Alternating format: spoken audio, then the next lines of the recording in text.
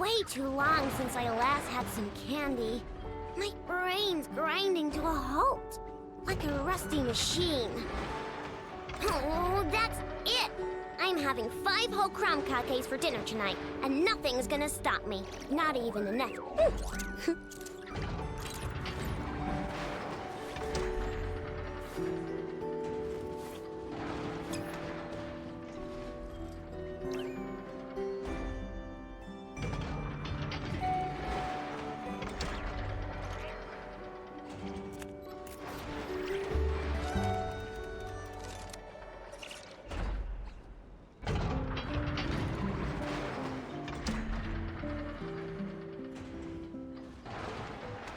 Don't worry, I put enough in charge of all my work for today, so we can go play with Knuckle Duckle.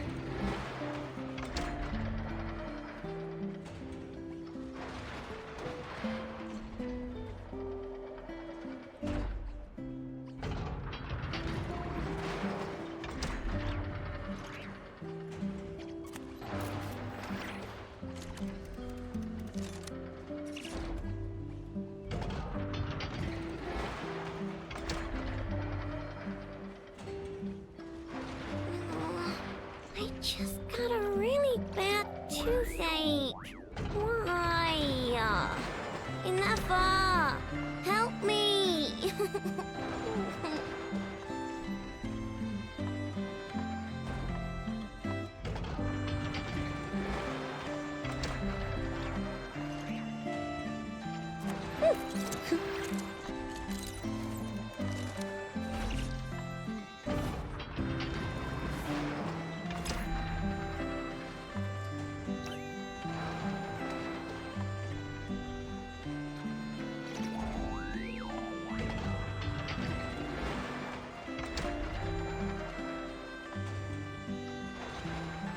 Don't worry, I put enough in charge of all my work for today, so we can go play with Knuckle Duckle.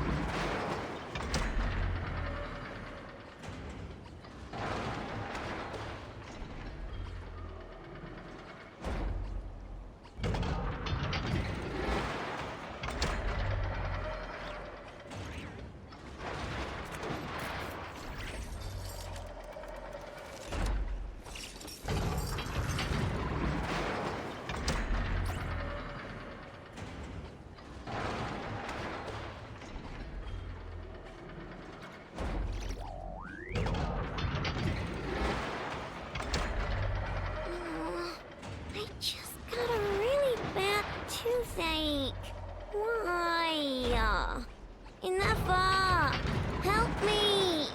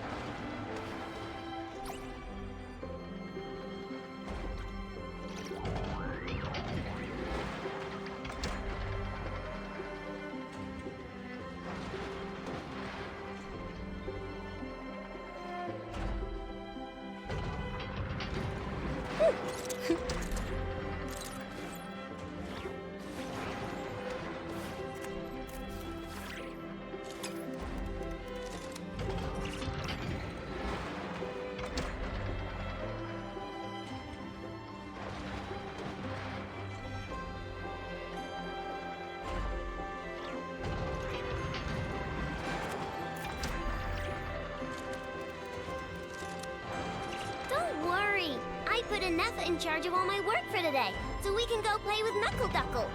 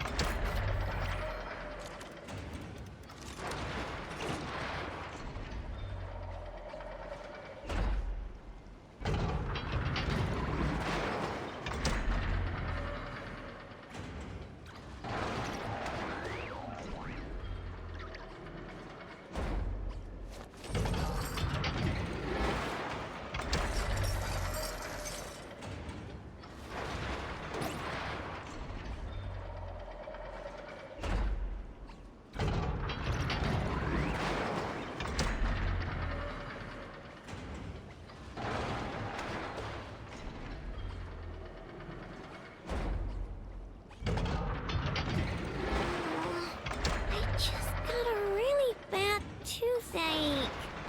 Why? Enough! Help me!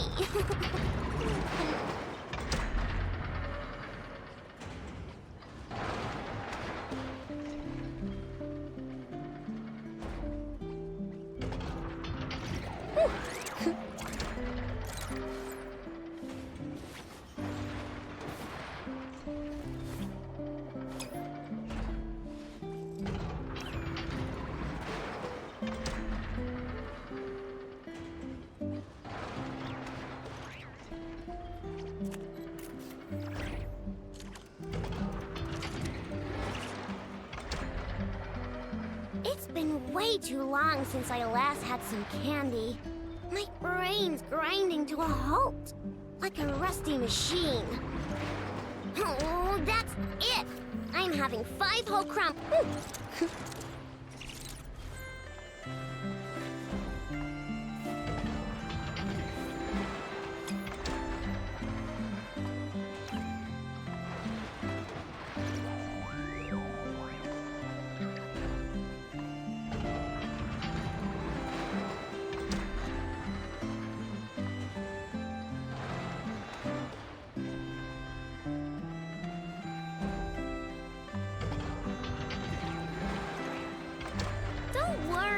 I put an effort in charge of all my work for today, so we can go play with Knuckle Duckle.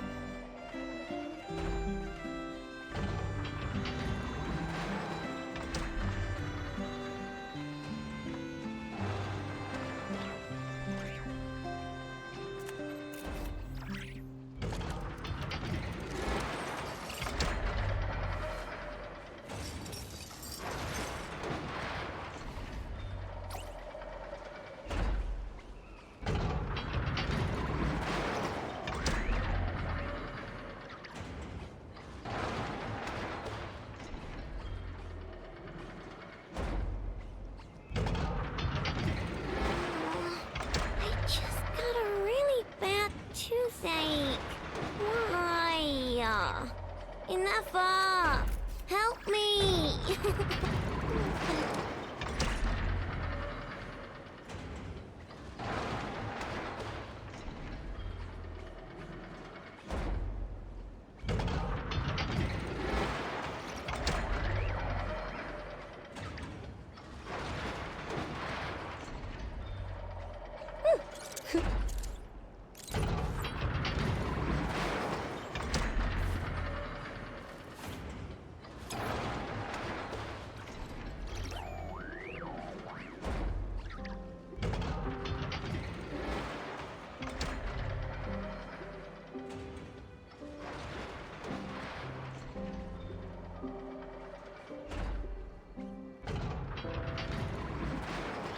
Don't worry. I put an effort in charge of all my work for today, so we can go play with Knuckle Duckle. There ain't a world in the universe where I would want to play with Knuckle fucking Duckle. Fuck that boss. How dare you suggest that to me, you little brat. Testing, testing, can you hear your beautiful voice? Testing, testing. Testing, testing, can you hear your beautiful... Alright, I am audible. Seriously though, why would you play with Knuckle Duckle? Why? I despise that boss so much. It is so annoying to fight. Iona, what's on your mind, baby girl? Why are you a psychopath? It's been way too long since I last had some candy. My brain's grinding to a halt, like a rusty machine. Oh, that's it! I'm having 5 whole crumb cupcakes for dinner tonight. Now that I think about it, should I add the... No, I shouldn't add the throne to that. And it's already unlikely enough for people to donate $1 to me. Why would I expect them to buy something on my throne during a stream? Pin. Go away.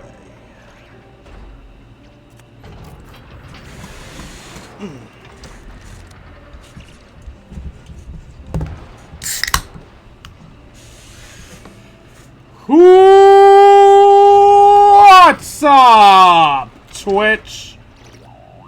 I pressed the wrong button again.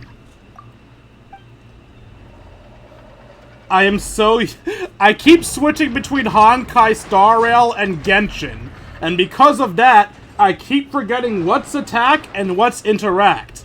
Because in Honkai Star Rail, square is attack, but it's interact in Genshin. Meanwhile, in Honkai Star Rail, X is interacting, but it's jump in Genshin. I don't remember what O is in Honkai Star Rail, but in Genshin it's attack. Also, I've always seen people doing fun fact videos of Aino being like, Aino uses her tail to use her claymore. No, the fuck she doesn't. Swing 1. That is with her hand. Swing 2. Also with her hand. It catches with the tail, but the initial swing is with her hand. Hand, caught with a tail. Tail only does the final swing. Stop saying she uses her tail to wield her claymore like it's the only way she can lift it. She can lift it normally. It's just that last swing where her tail needs to make up for her not knowing how to fight properly. Anyway, me whining aside, what's up, Twitch? It's your Lord and Savior King D353 here with another stream of Let's Play Genshin Impact. In the last stream, I don't remember what we did, but it doesn't matter. In this stream, oh, words. Hello, Karoth. Nothing much is up. Just streaming Genshin Impact. In today's stream, we're going to... Help me! Can you shut up? What were you even whining about? In today's stream, we continue... Actually, while I could use that menu, this menu is prettier. In today's stream, we continue the Song of the Welkin Moon. Specifically, we are on Chapter 3. I don't know if they have Chapters 3 and 4 available, but today we're focusing on Chapter 3. But first, we gotta do a warm-up so that people have time to come in. So, our warm-up today will be, the tutorial for Nefer, who I will be pulling for, not because I like her, but because I have her companion units in Lauma. And after I get Nefer, I will not pull for any more Nodcry units until Alice comes out. Because I want Alice. Is it possible that this region will somehow make another character I want? Maybe. But quite frankly, I'm risking too much already by pulling for Nefer.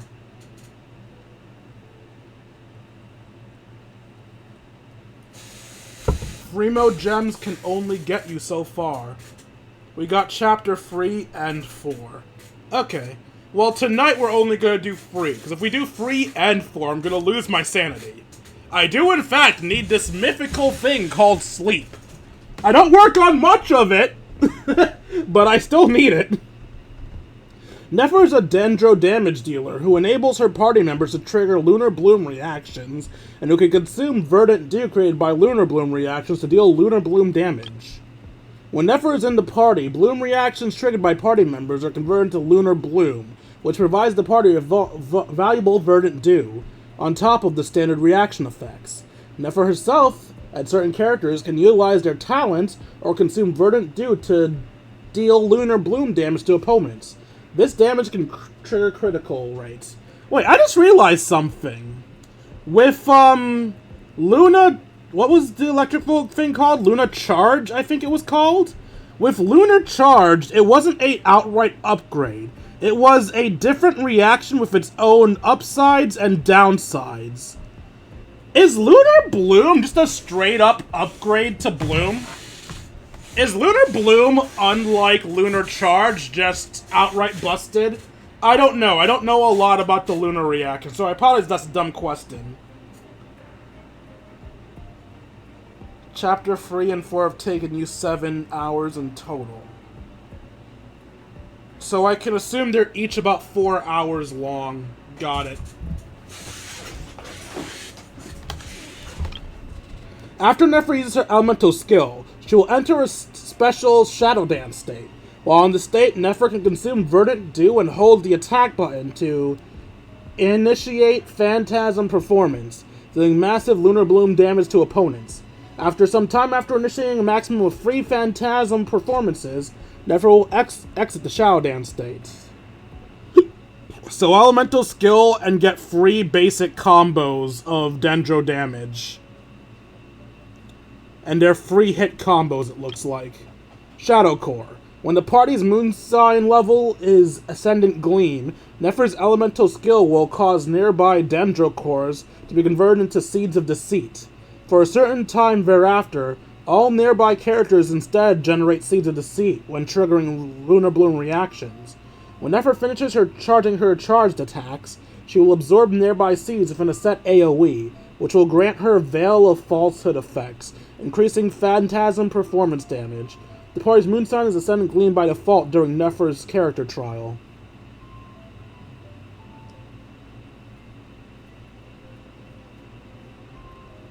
So wait, hold up. So I guess to maximize this, I would want to do the 3 strings, charge attack once my dance state is out so I don't waste dance strings, then do my skill, then do the dance string, then charge attack to absorb the seeds again? Or do charge attacks during the dance state not count towards the dance chains? Because it would suck if I have to waste part of the dance chains to pick up the seed, right? Nefer's Elemental Burst deals AoE Dendro damage and consumes all Veils of Falsehood effects to increase the Elemental Burst damage.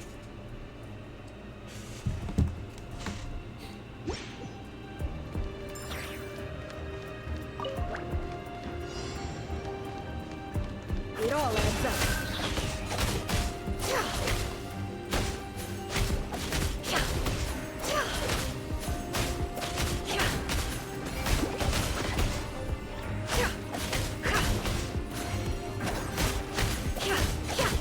Okay, the charge attack doesn't count.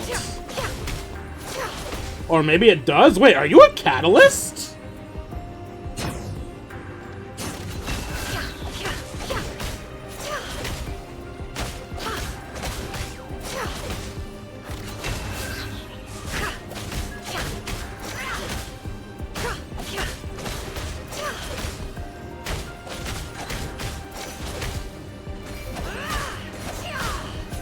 I'm sorry, how do you... I thought the performance was tap and then attack string. Can't hide this truth.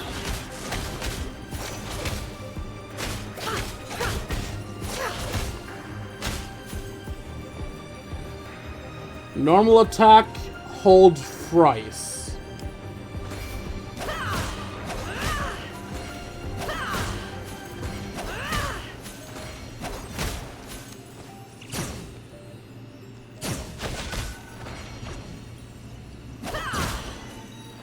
I'm sorry, what?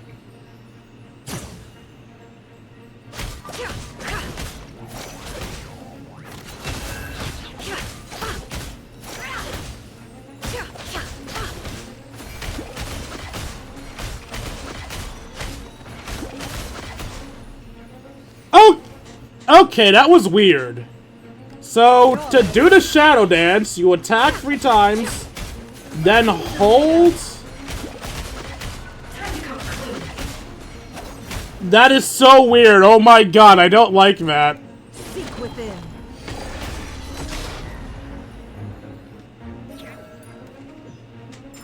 Alright, so you do the free chain, then you hold. Oh hey, I have the trial team.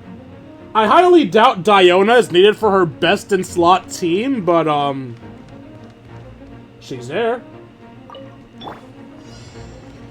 Leave this place. Try the crust, Marvel. I'm a rock. Can't have your drink. Chew on this. What, the rain? Can't hide the truth.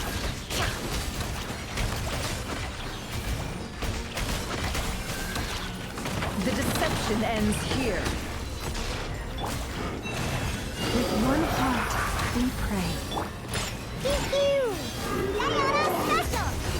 Triple one. Ding dong water bottle. It all adds up. It all falls into place. It all falls into place. Alright, so she seems like a decent character. I guess. Okay, I might be biased because I don't like her as a person, but eh. Oh, hi, I know. What are you doing here? Little Chard, I think you're getting smarter. You actually pick out useful treasures from the trash now. Well, that's a half-assed combo if I've heard one. I'm 1,000 times smarter than you. Oops, I was wrong. It's your arrogance that's been skyrocketing.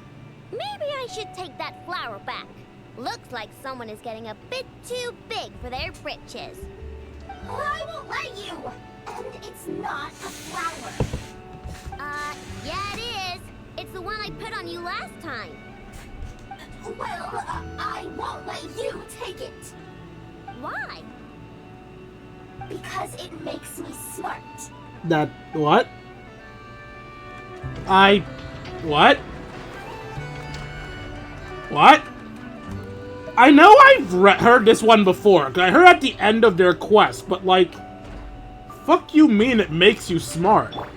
Also, can I trigger a unique conversation with you if I have I know on my team? Chard, I think... No, because since I know's here, I default to this conversation. Yeah. Okay. Why? Because it...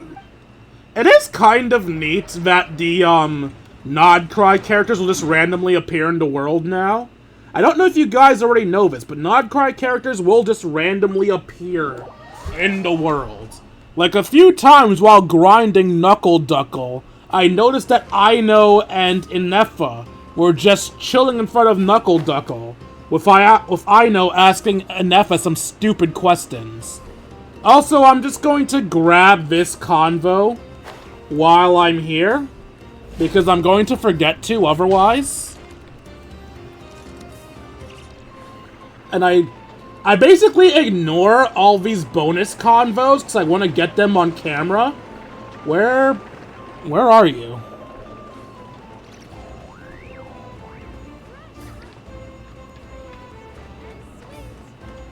I don't see Yanfei. She above? She must be above. There you are. What you looking at?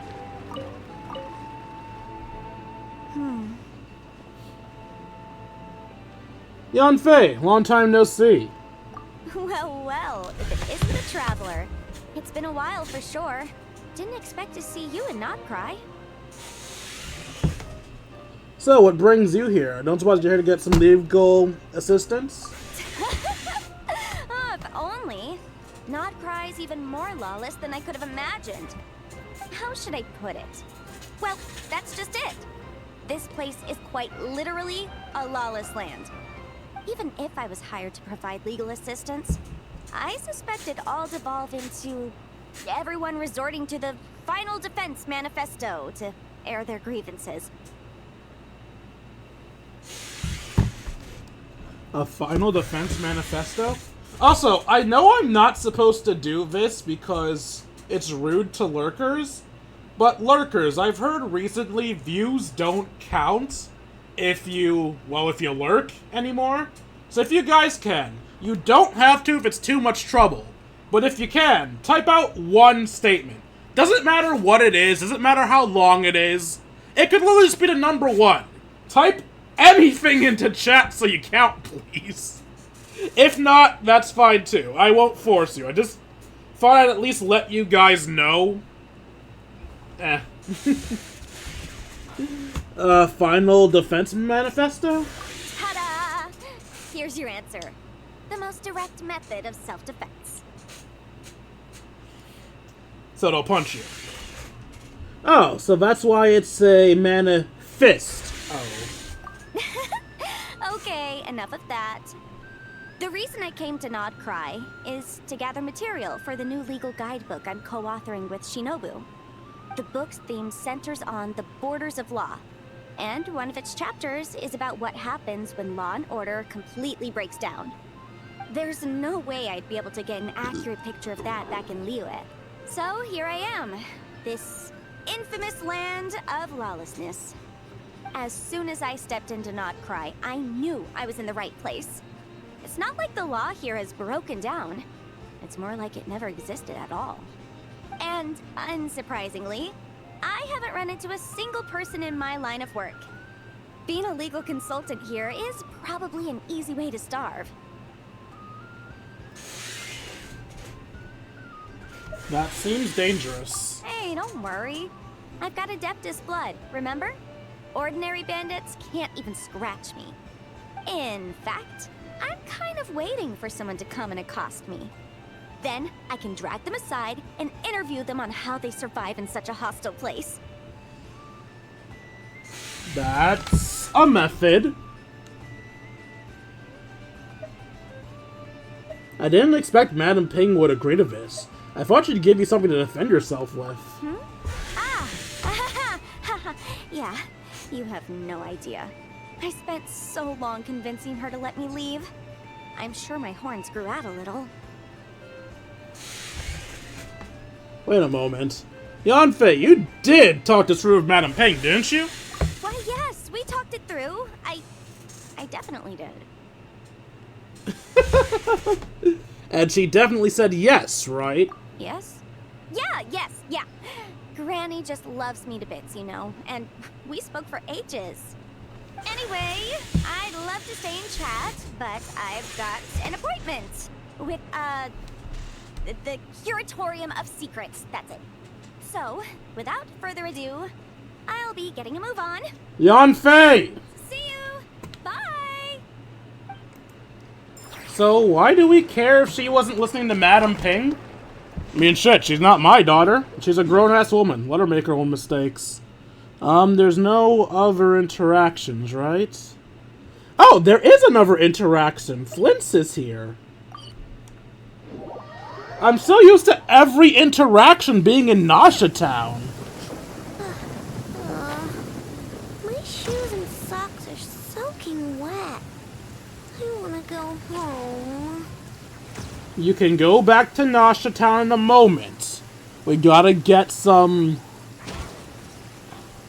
I forgot what these things are called, these interactions. I know they have some fancy name.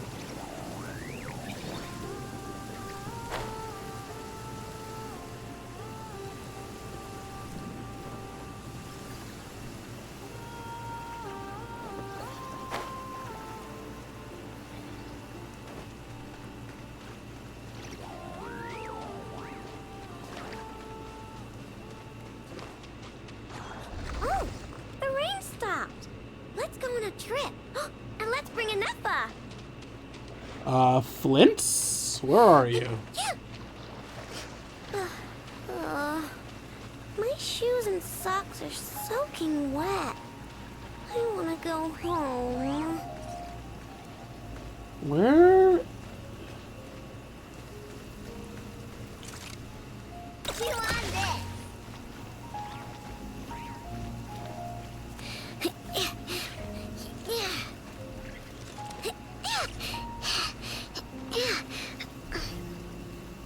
This child moans more than Lisa. You on this? Wow, that didn't help at all. I honestly forgot how garbage her Tever is. Oh shit, that was taller than I thought. Am I gonna make it? Oh, I'm gonna die. Time to waste some stamina food.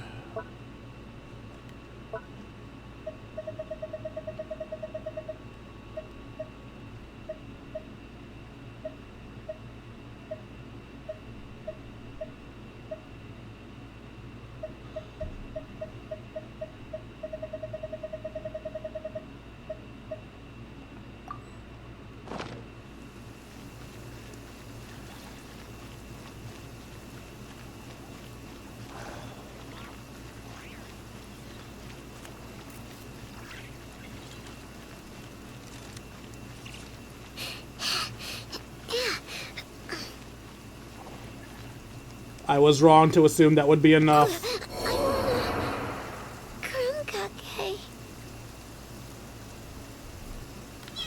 Oh, words.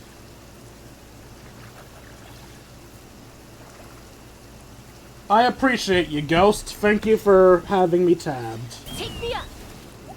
Take me up before you go. Don't jump. Last time you jumped, you fell to your death. You fell to Aino's death.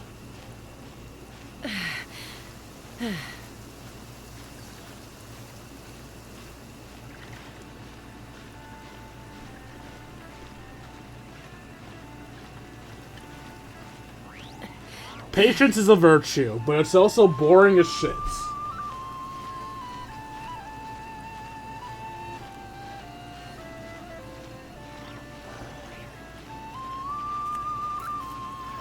I'm so close. Can I jump now? Maybe not. No, I think I'm... There we go. What? No! I hate this. I hate this. I don't...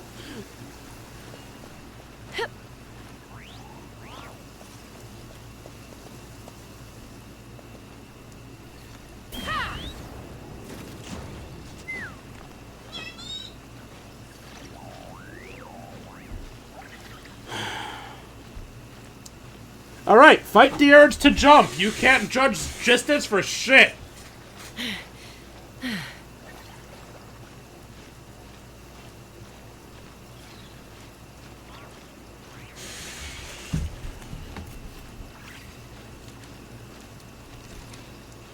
This cat really likes to watch women climb, doesn't it?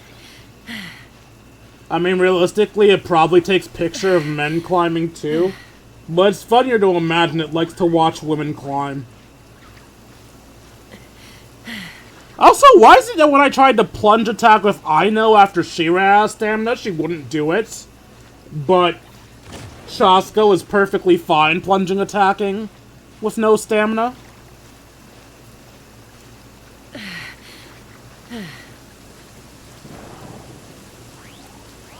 Ah, there you are! And Anefa's here too. How'd I miss you last time? Repairs complete. It was just an old circuit. Nothing serious. Such remarkable efficiency, Miss Anefa. If it weren't for you, this streetlight would have had me stumped. If it had proven beyond fixing, I may have had to take my own lantern and hang it in its place. You wouldn't need to go that far. Aino previously proposed a solution. She said she could train the Ratniki so they'd have the basic knowledge to perform simple tasks, like repairing circuits.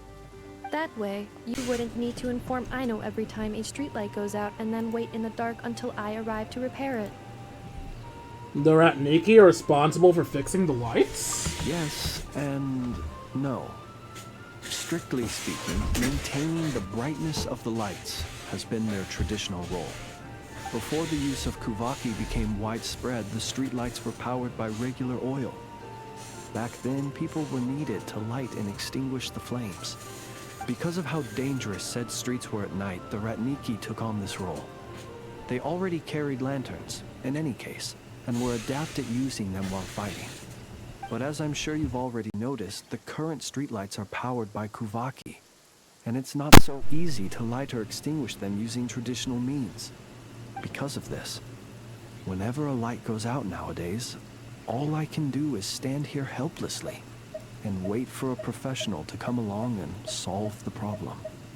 Have you not arranged to have classes? Aino organized an engineering seminar, but all the Ratniki made excuses to leave halfway through.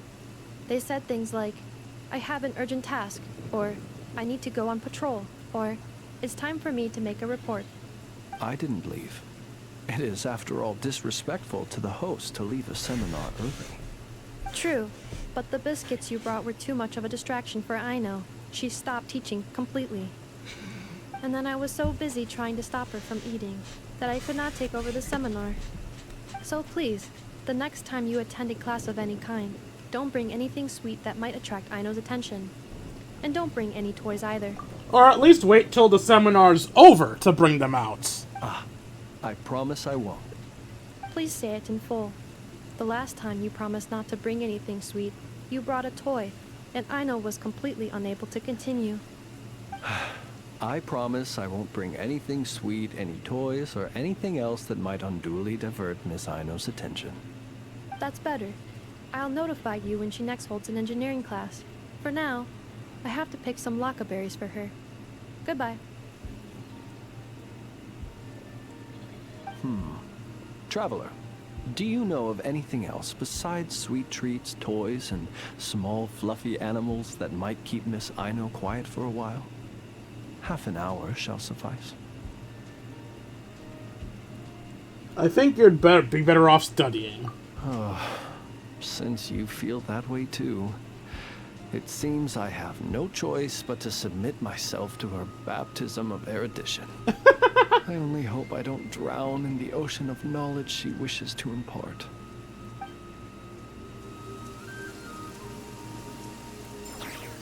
Flint's is a bad student. Got it. And he disappeared from the menu. And he disappeared from the world! Bro just faded out of existence. Is that it? Are those all the cutscenes currently available in Nod Cry? Because I think the only cutscenes are Nod Cry. I don't think they pop up anywhere else.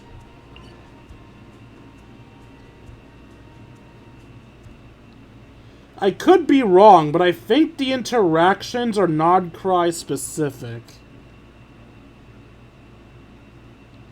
At least I've yet to see any outside of Nod Cry.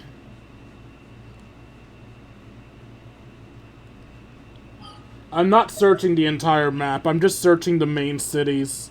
Searching the entire map would be too much of a pain in the ass.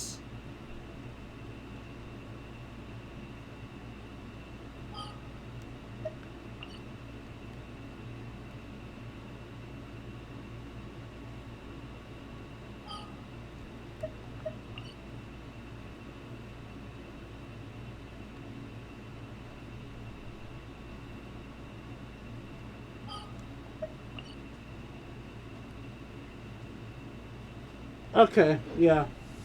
Alright, let's actually do the, quest now.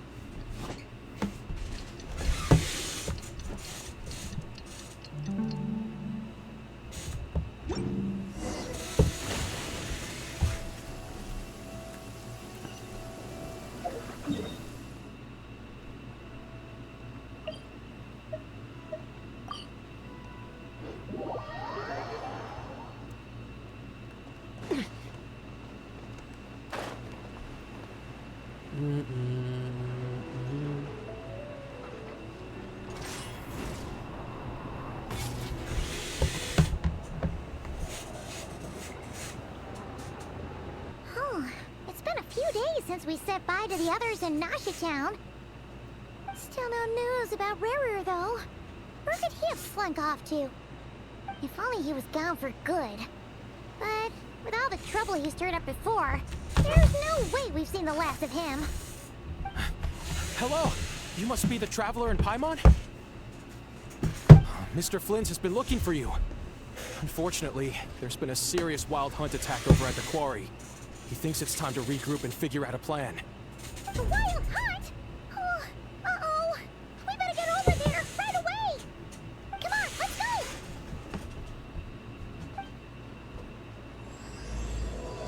A nation that doesn't exist.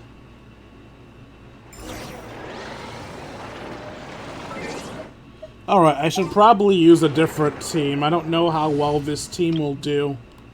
What's my current Nodcry team? You guys.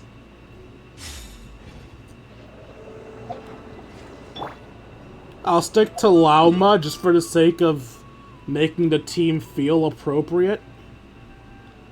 Alright, we want to get to the edge of Nasha Town up here.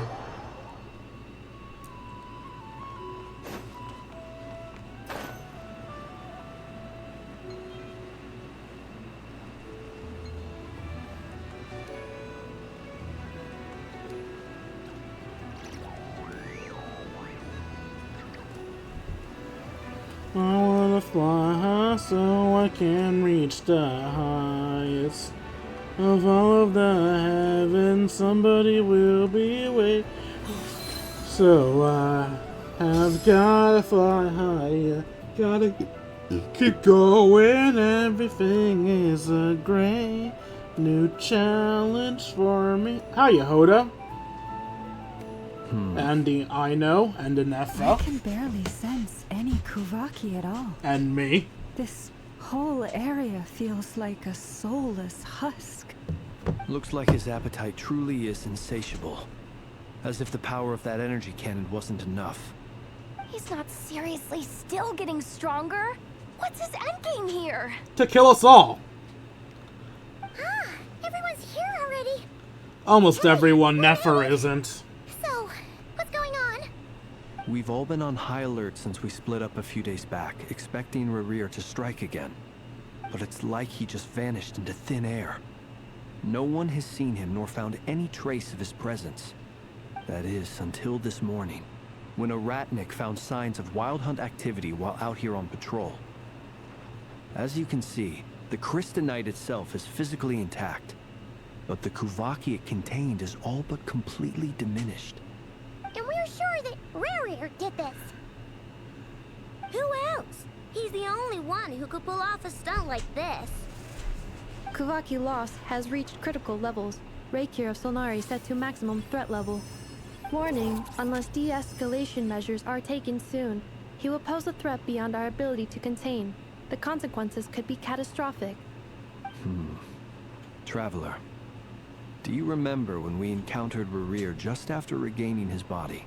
Yeah. There wasn't a shred of sanity left. Nothing but madness and rage. I remember what? Wow, he was already dangerous then. Yeah, didn't he shout out a bunch of names? Then he started raving about how nothing in this world mattered to him. Oh, Paimon gets chills just thinking about it. Oh, but the thought that he's still out there, lurking somewhere and not cry, waiting for his chance to strike? Oh, even chillier. Last time we fought, we were already at a disadvantage. If he has such overwhelming strength, why would he suddenly go into hiding? Yeah, if I were him and I wanted more Kuvaki, I'd just take it by force. No point staying in the shadows. Unless something went wrong. His whole resurrection thing didn't exactly go smoothly. The other thing is, how does someone who's completely lost their mind still have the wherewithal to cover their tracks so perfectly? Beats me. According to certain medical studies, insanity does not always entail a complete loss of rationality. It may be that he is simply living in a world of his own. That actually sounds about right. He was ranting away to himself the whole time, like he had zero interest in talking to us. There are many unanswered questions here. He could be right under our noses, and we'd still be in the dark. Besides his name and title, we know little about him.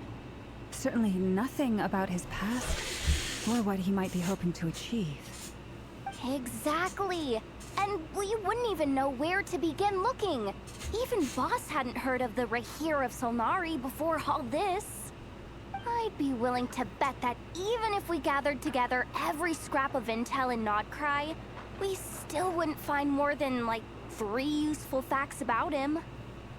So, if we do nothing, he'll just keep getting stronger. And if we want to investigate him, we have no idea where to look. Last time we had Marionette and her big robo-buddy to help us, and we still barely held our ground. If we had to face him alone... Oh, Paimon's head hurts just thinking about it. What are we supposed to do against a threat this big? Well, I do have a little hunch about his next move. Given that he attacked the quarry, I'd say it's likely he'll target other places rich in Kuvaki. Somewhere like the Eye of Krati, or the Pillar of Embla. One thing's for sure. If we just sit back and let him keep absorbing Kuvaki, we really won't stand a chance against him. A perfectly reasonable hypothesis. However, it is worth noting that these 2 locations are quite far apart. To investigate them both, we'll need to split up. I agree, we should split up. Right now, Rarir's goal seems to be gathering Kuvaki, not fighting us directly. Once we're done, let's regroup on Hisi Island. Wait, why Hisi Island? If I recall correctly, your largest goddess statue was carved from Kuvaki-rich ore, was it not? That's right. Yes, it could well be a potential target of his. I should head back and start evacuating the pilgrims.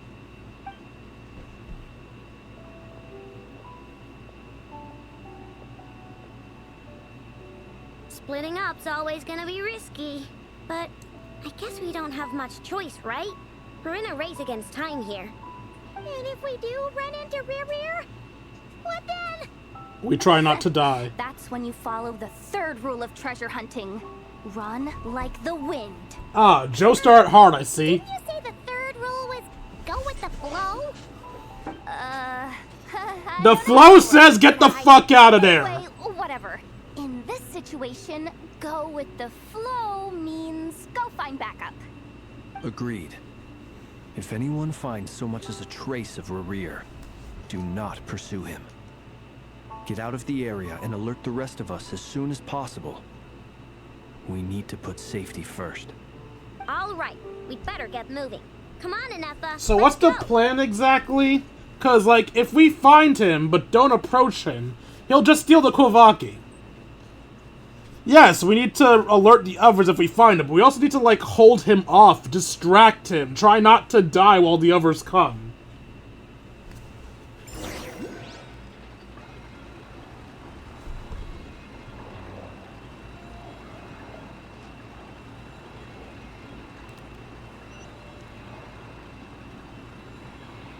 Where am I going? Why did I get that dialogue if the teleportation thing is so far away? That made me think the person I was supposed to listen to was nearby.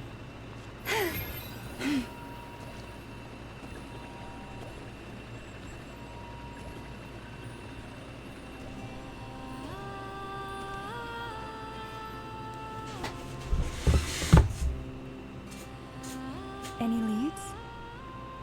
Nope. Diddly squat. No clues to where he might be hiding. It's like he's a ghost. It feels like we're sitting on a powder keg that could go off at any second. Ugh, I hate this feeling.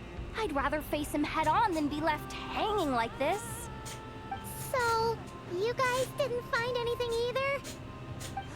Not loving the word either. How about you, Flints? I questioned a few Ratniki and eventually narrowed my investigation down to one suspicious individual. But by the time I got to his place, he was already gone. Almost as if he knew someone was on to him. Either that, or he's just extremely cautious, and doesn't stay in one place for long. He's been biding his time for a while now. The question is, where, or what, is his next target? No idea. Since regaining his body, he seems to have lost all interest in the fragment in my possession. If he did still want it, he's had plenty of chances to take it. All we can do now is hope that I know when Anefa turn up some leads. Darn it, Revere. If you've got the guts, come face me one-on-one! Wait, he's actually here? I didn't mean it, I swear! Oh, yeah, hold on. None up or shut up. It's coming from Silver Moon Hall. The Lady Kutar might be in danger. Let's get over there, quick! Oh, right. She does know that she's there. I forgot about that. Oh, fuck. You guys were right. How'd he find her?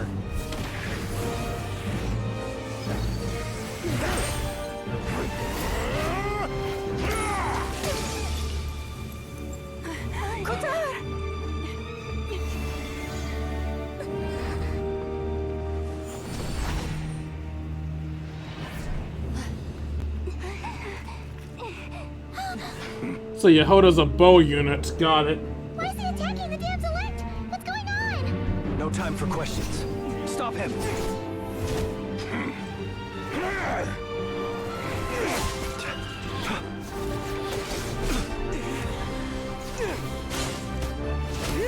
I'm not seeing any arrows. Help, Yehoda.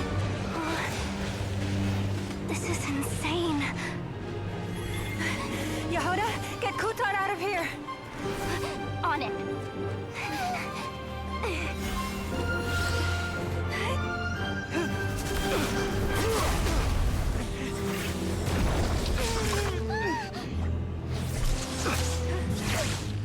Look where your feeble light has gotten you. Now, you shall plunge into darkness.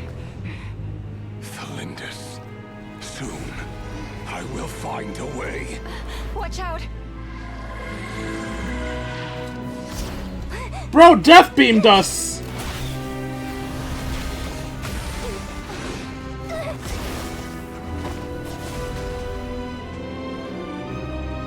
I respect the attempt, Yehoda.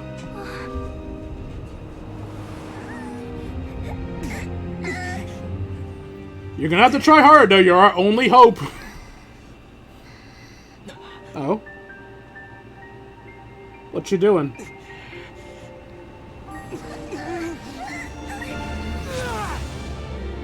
Is this the power of friendship, or did she just power us up?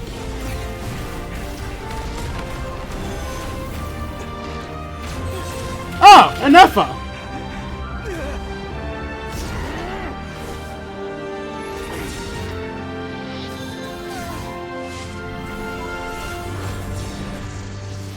Wait, we had to touch her to make her teleport us? Wait, why?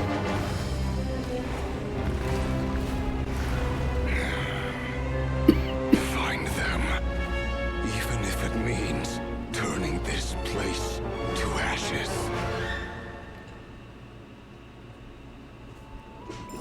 Wait, why did touching her get us teleported? Why was that a requirement? That was too close. Also, I know now would be a great time for that army of yours that could supposedly turn Nodcry upside down. Deal. How'd he get so crazy strong? He's one of the 5 sinners, and that probably wasn't even his full strength. He's a threat to this entire nation. I doubt his strength could even be measured by conventional standards. I have a question. When me and Anefa showed up, we saw him chasing after this lady like he wanted her dead.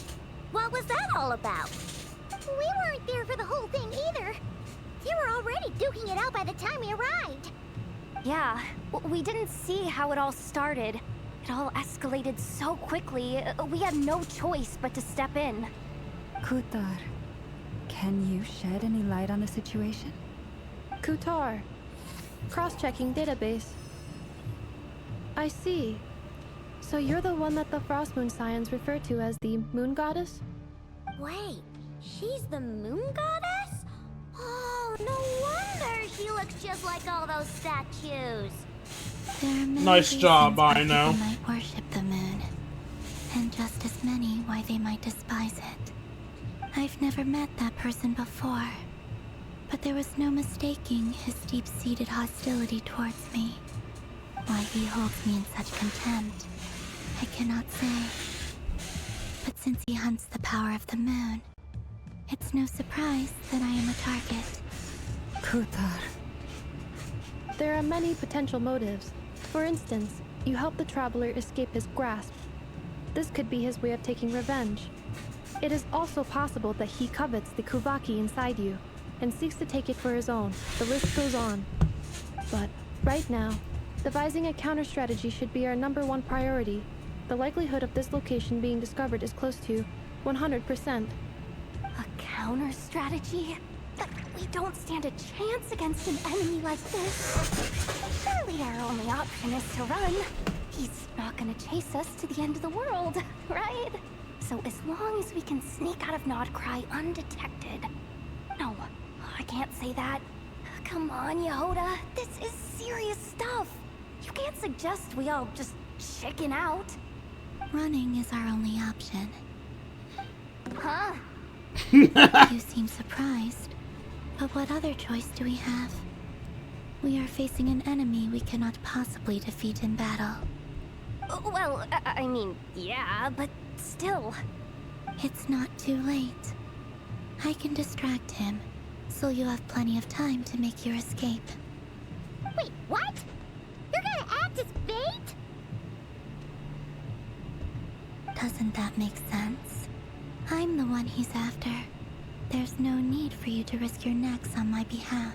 Yeah, no, that's not happening. Doesn't stop for bypassers while it's howling at the moon. What is it, Loma? The Frostmoon Scions have already grown accustomed to life without their goddess. My presence here is no longer essential, and this is not my home, so you needn't ask me to stay. We can't just roll over and let him get away with this. That's not our style. Yeah, we can't just call it quits after everything we've been through together. Besides, she pretty much saved my life back there. If I just ditched her now, I'd never forgive myself. We can't overlook that you have saved our lives multiple times now. To talk of returning the favor would be a little crass for my liking. But suffice to say that we are friends, and friends look out for one another. River's true objective remains unclear. Even if we were to sacrifice Miss Kutar, there's no guarantee he would stop.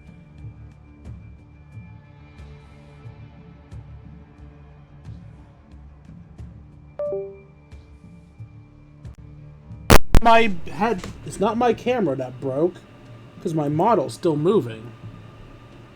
I'm still audible too, so I'm not sure what you said was breaking. Oh, and no, it's not the game that... yeah, I don't know what USB it said stopped functioning. If you guys noticed anything broken, please tell me. Until then, I'm just gonna continue. Wait, why is the screen in the stream still black? Is it running slow? Yeah, it's running slow, because the game should be back. Yeah, there it is. Okay, cool. We stand and fight, no matter what. Kutar, I know why you left the Frostmoon Scions so long ago. It was because people started treating prayer as a form of trade. They would make self-centered wishes, force you to accept meaningless offerings in return, and then expect you to perform miracles for them, as if that were their entitlement. If it were me, I might have walked away too. But I believe that time can change everything, and that sometimes it takes losing something precious to appreciate its true worth. After much reflection, I've realized that this was never about whether the Frostmoon Scions need you. Any relationship based on need is purely transactional. What I truly hope is that you'll choose to stay, not out of obligation, but as part of our family. You were born here, and now you've returned. Who knows? Perhaps it was the moonlight that guided you home. Thank you, Lauma. But my power is on the wane. I'm afraid I will be of little use to you now. Well, then it's our turn to help you now. Very well, then. I'll do as you say. Those times you saved us, we were transported across great distances in an instant. Is that one of your powers as the moon goddess? It is, but I find it very draining. I barely managed to pull it off just now, and it will be some time before I'm strong enough to do so again. Rejected by the world, my power is dwindling. Like a lake, cut off from its source, slowly shrinking away. Now, it has almost run dry. What do you mean, rejected by the world? The 3 moons belonged to the ancient bygone era in which they came into being. From the moment I was born, the world itself has been steadily sapping away at my strength. So that's why you need the moon marrow to borrow the eternal moon's power. The 3 moons are not one and the same. As the goddess of the frost moon, I cannot wield the powers of the other 2. Yet moonlight has a way of blending together. Each can reflect the other's glow. So when our fingers touched, I was able to restore my strength by drawing Kuvaki from the eternal moon's marrow. But this method of recovery is painfully slow. If only we could find the... Speaking of being found... Wild hunt! Even faster than we expected. We'll have to finish this conversation later. See how those wild hunt creatures are running away from us. They're likely just a scouting party, which means Rerir won't be far behind. Then what are we waiting for? Let's get the heck out of here! No, we should kill the scouting party before they return. Because there's no way we can outrun Rerir, right?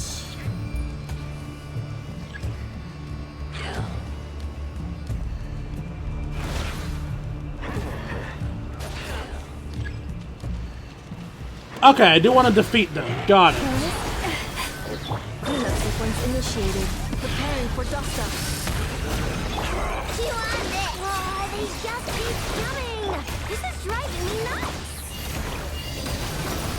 Rerir's closing in on us. We need to pick up the pace. There's too many of them! And this time, we can't fall back on Kutar's house to escape! This goes on much longer.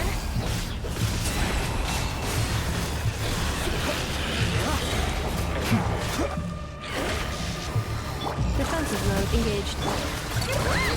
Being done! Annihilation mode. By the frost in the hold.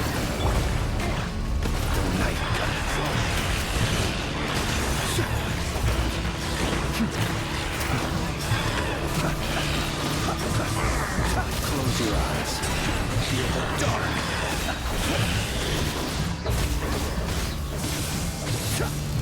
Observe. Cleanup sequence initiated. Ultimatum protocol. You on this! Let's attack! Poor last one. One heart. Close your eyes. Be silent. Too dark. Beware the creatures of the night. Did I fail? I think I failed. It looks like Rerir reached. Was this an auto-fail? Because it feels like the enemies kept appearing.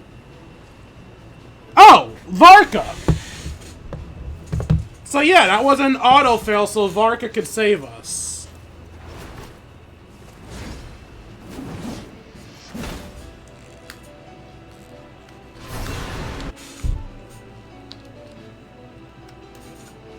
What's the matter? Bit off more than you could chew? Who are you? Uncle Varka! You're back from Amsvartnir? Whoa! You're Varka? Grand Master of the Knights of Favonius? We could save the intros for later. Right now, let's get you all out of this hellhole. Follow me. I know somewhere you'll be safe. That's your voice? You sound younger than I expected. Is that where I think it is? That's the one. Come on, move! There's no time to waste.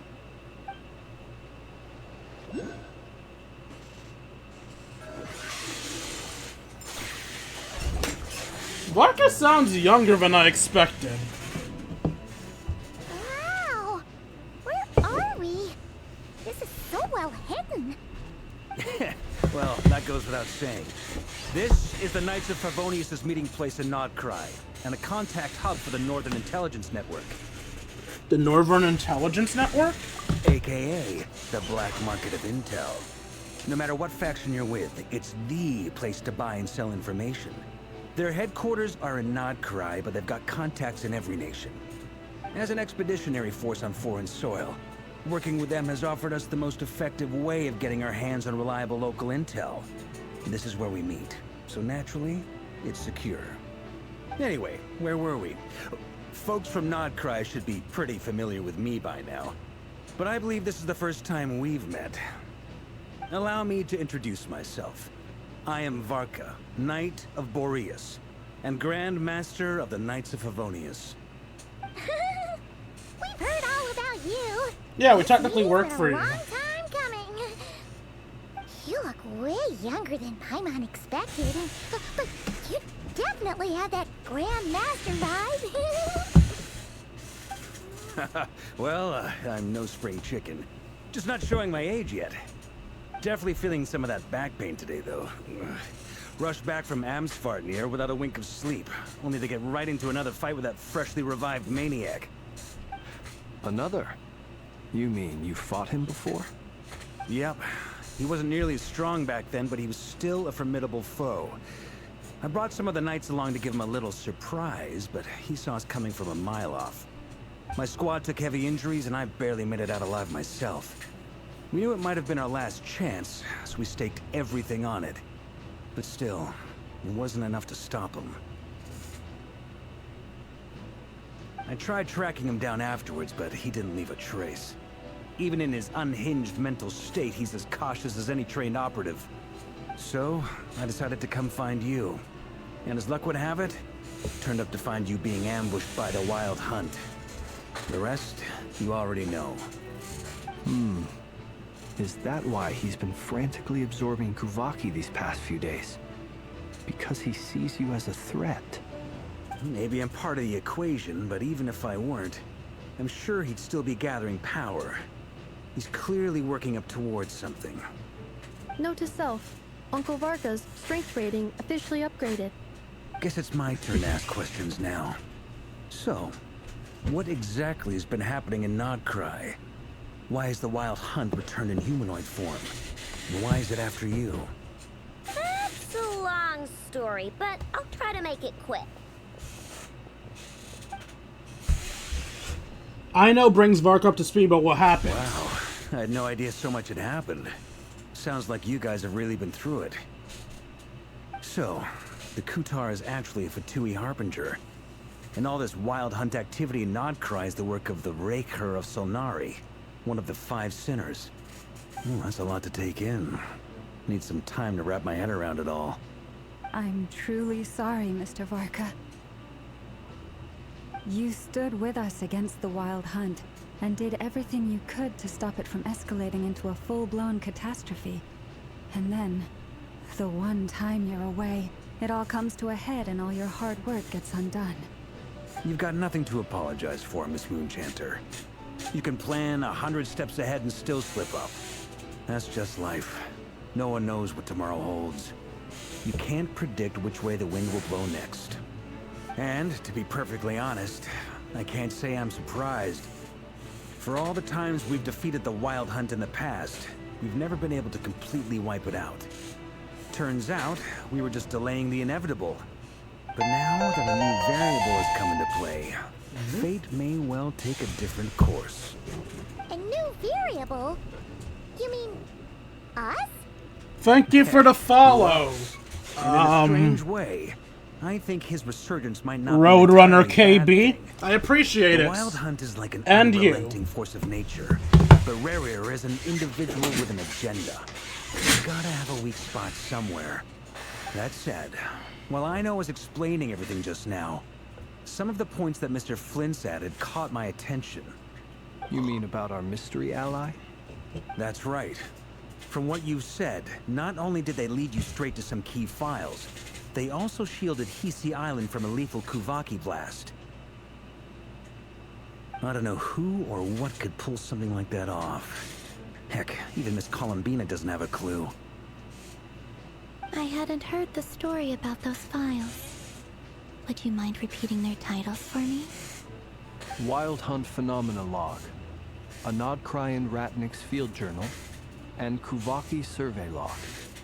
Oh. No. Still doesn't ring a bell. Another dead end. Guess all we can do now is hope that our mystery ally keeps Oh, showing up Tetra's when we most awake. need Good them. morning, Tetra. Still, it's safest to assume they won't be intervening again. From here on out, we'll have to resolve this crisis by ourselves. Your intel also explains something else I've been wondering about. The reason I led my team to Amsfarnir was because we'd had reports about a possible source of the Wild Hunt showing up there. But once we looked into it, it turned out to be a red herring. I don't know who was behind it, but clearly, it served its purpose. I doubt it's by chance that he happened to make his comeback while my attention was diverted. And from everything you told me, it sounds like his scheming began well before his return. So maybe luring me away was all a part of his plan. But is it even possible that he orchestrated all of this by himself? The Moon Maiden and the Raker of Solnari. Nodcry of all places. The way everything is unfolding, it can't be a coincidence. So, what do we do now? Got any ideas? Right now, we've got at least 3 things to consider. Let's go through them one by one. First, we need to figure out how to take down Rarier. If we can't beat him in a straight-up fight, the rest won't even matter. To my knowledge, the bulk of Nodcry's fighting force is already gathered here. But even with everyone united, we're still no match for Rarier in his current state, let alone with his power still growing. What if there was a way to tap into a new power of our own? How so?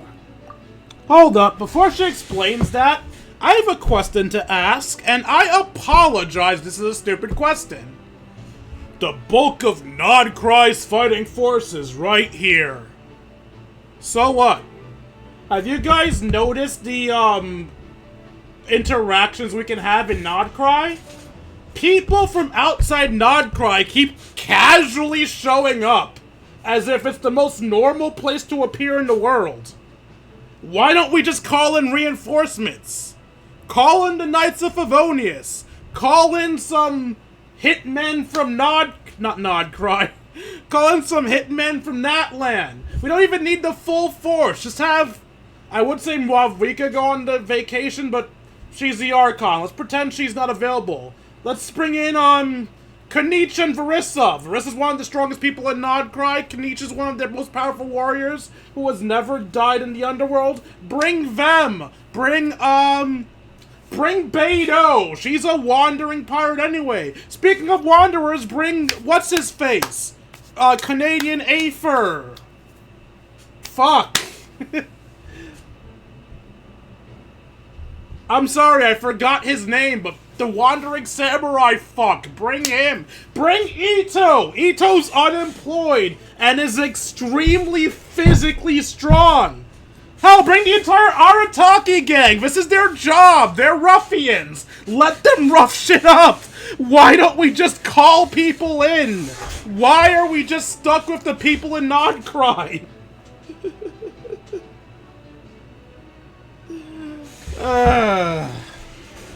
Alright, continue blabbing. Have you thought of something, Columbina? 3 moons once watched over this world. The Eternal Moon was the largest. The Frost Moon was the brightest. And the Iridescent Moon was the most mysterious. They say that back then, the 3 moon goddesses wielded immense power. Enough Fuck to pride, I want to the world live. itself. I now bear the Frost Moon's power, and the Eternal lies within the Traveler. Hold on. Are you suggesting? The iridescent moon. The last piece in the puzzle. That's right. If we can find the iridescent moon's marrow, I will be able to regain my strength much more quickly. The 3 moons are said to stir the tides and illuminate all things. Perhaps they hold further secrets beyond our understanding. According to my analysis, this solution is feasible. However, it is subject to one major condition. How do we locate the iridescent moon's marrow?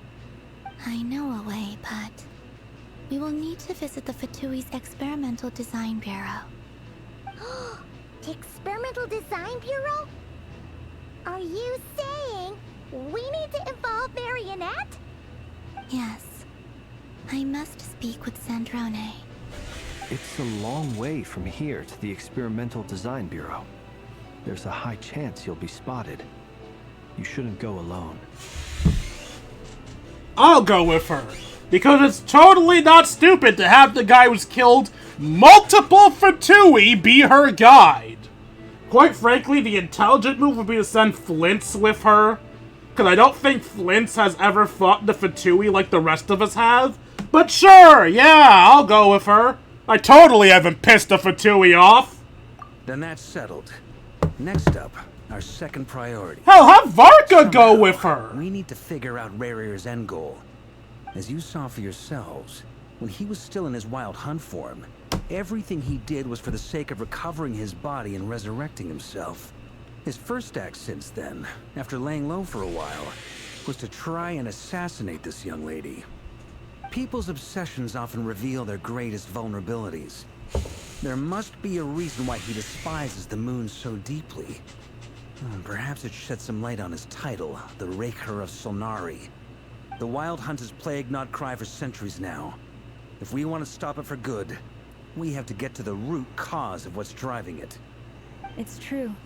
We still know very little about him. If Kutar hadn't given us that lead, we wouldn't even know his name. But where would we even start? I doubt even the Intel Queen of Notcry has a clue, and she has info coming out of her ears. Oh? That's a rather hasty conclusion. Oh, hi, someone Nefer. So painstakingly meticulous when it comes to dealing with machines. When did you get here? She heard me.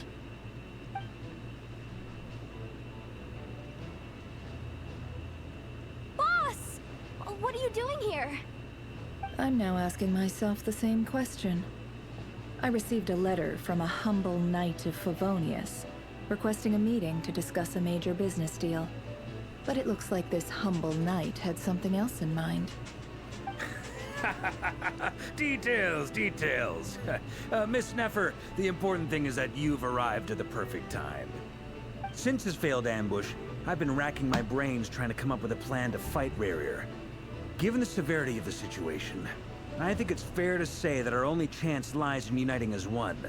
And I'm talking all the factions in Notcry. We can't do this without the Curatorium, but I knew it'd be a tough job to win you over.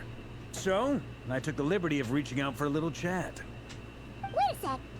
How did you even hear about this place, Nefer? Didn't you say this is meant to be the Knights of Favonius' meeting spot? And a contact hub for the Northern Intelligence Network? And isn't it supposed to be super hidden? You really think he could have gotten settled in Notcry without my help? Besides, I'm the one running this gig. Of course I know where the meeting place is. You mean you're... Allow me to introduce the current head of the Northern Intelligence Network. If it's intel you're after, she's your woman. This woman has too much power. Seen and heard it all. Please spare me the flattery. Let's cut to the chase. Seems like you've run into some trouble, huh? I mean, you live here too, so you've run into trouble too. Well, this certainly qualifies as an unforeseen crisis. On behalf of the Curatorium of Secrets, I wish you all the best of luck. Fuck off! Stop pretending you're above This this! one out? Why should I get involved? What could possibly be in it for me? Your life. What if we told you we can't do this without you? Oh? Then I'd say, You'd better make it worth my while. I don't work for free. Oh my god, I fucking hate you. I can't put a price on something like this. It's just not in my nature. But then again, you and I have always been polar opposites in this regard. So I can't exactly say I didn't see this coming. If you insist on compensation, I will pay you. Consider this a formal commission. Sound fair? You just don't give up, do you? Too bad. I know you well enough to know you can't afford my prices. The riskier the job, the more it'll cost. And a Moonchanter's stipend isn't exactly generous. Unless you're planning to start passing the donation box around among the faithful. Boss, just a thought. If they come up short, maybe you can take the difference out of my next few paychecks. Yehoda, don't! Really dangerous during the fight with Rerir. If this girl hadn't saved me, I'd be ley line fodder by now. I'd be gone for good, boss. I don't think she gives a damn. If there's any way we can make this work, I'd really like to help her. Please? I'm begging you. This is why I'm always telling you never accept favors. They are the hardest debts to repay. You have to be careful who you get involved with, or you invite all kinds of misfortune. Very well, Yehoda, I will help. But just this once. Don't count on this happening again. Again, their life's on the line too that here. Fragment that Rerir was after. Do you still have it on you? Of course. Let me borrow it. I need it to follow up on some leads.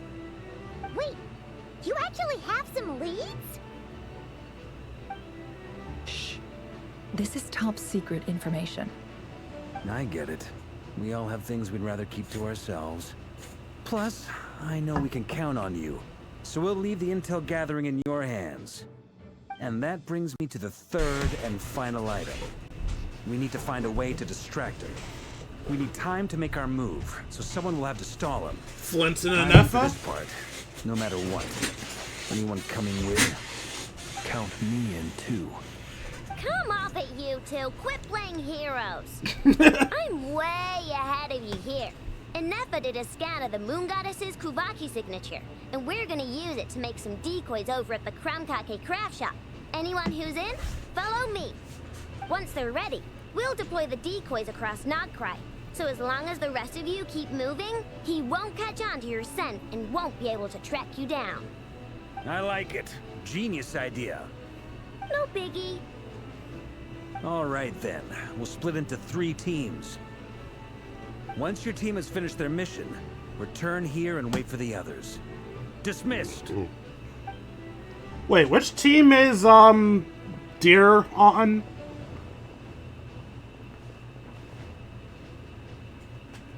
I think the Deer is the only one I've lost track of. Oh, fuck, what?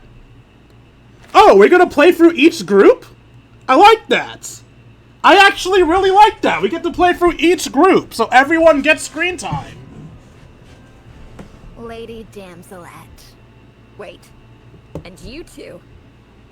What are you doing at the Kuvaki Experimental Design Bureau? Good question. We've been doing our best to mind our own business lately. But if you're just gonna waltz up here like this, you're seriously pressing your luck. Don't blame us for doing what we have to. Huh. You really think that's gonna scare us off? Paimon, don't antagonize them. Trouble. I just want to see Zandrone. Do I need to remind you that you're still a wanted fugitive for deserting us? Out of consideration for our former ties and the crisis we're all up against, we'll let you leave in one piece. But don't even think about trying to get inside. Let them in. Oh, well that was easy. But... Are you going to make me repeat that? No, my lady. That was so godly easy. Must be maintenance day. That's a good mood? Oh my god. She's the entertaining kind of villain, where even when she's a bitch, it's humorous.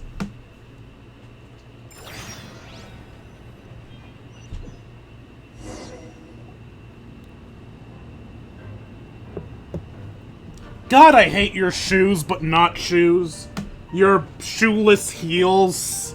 So tell me, to what do I owe the honor this time? The world's gonna burn. Actually, before you answer that, just so we're clear, we're not colleagues anymore, Columbina. I don't owe you anything. I promise it's nothing big. It seems like you've gotten the wrong idea here. The only reason I let you in was because I was bored. It seemed like a way to kill some time and satisfy my own curiosity. Whatever miscalculations I may or may not have made in the past, I haven't lost the plot enough to even consider sticking my neck out for your sakes. I'd like to speak with Arlecchino. What? Huh? You mean the knave? I'd like to speak with Arlecchino. Is she a Nodcry? No, she's not. Once the work on this facility was completed, she went back with the Rooster and Regrator. The only ones in Nodcry are me and... what is it you need to speak to her about anyway? So there is another Fatui in Nodcry Rarier currently. is hunting me. If I'm going to face him, I must first retrieve the lost moon.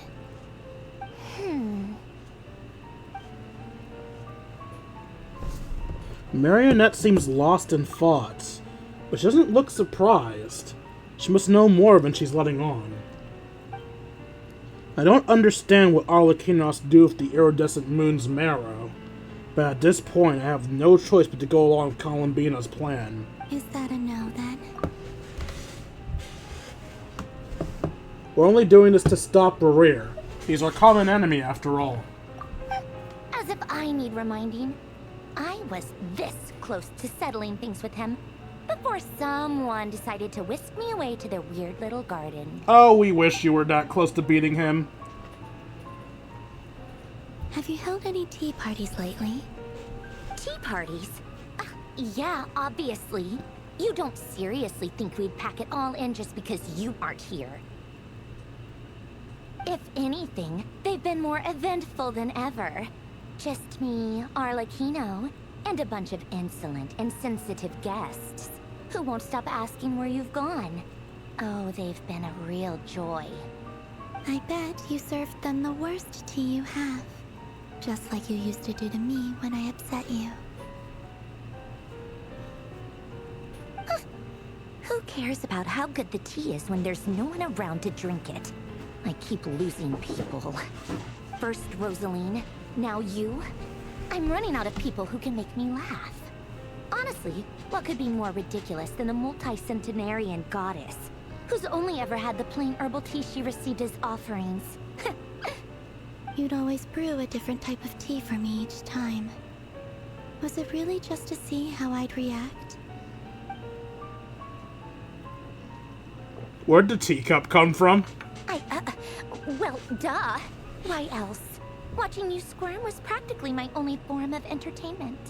I agree, tea would be lovely. The only reason I don't drink tea while streaming is because it would likely get cold because I'd be trying to save it for throughout the stream. Or was she genuinely trying to introduce Columbina to new flavors? Maybe all that coldness is just an act, and they're actually getting along? Oh, yeah.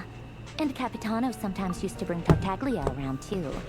But I guess we won't be seeing him again. Wait, why? The fuck does that mean? Wait, what happened to... Oh, wait, no, you meant Capitano. You meant Capitano. I thought you meant something happened. Child. Message to Arlecchino for me. It's time for tea. Will suffice.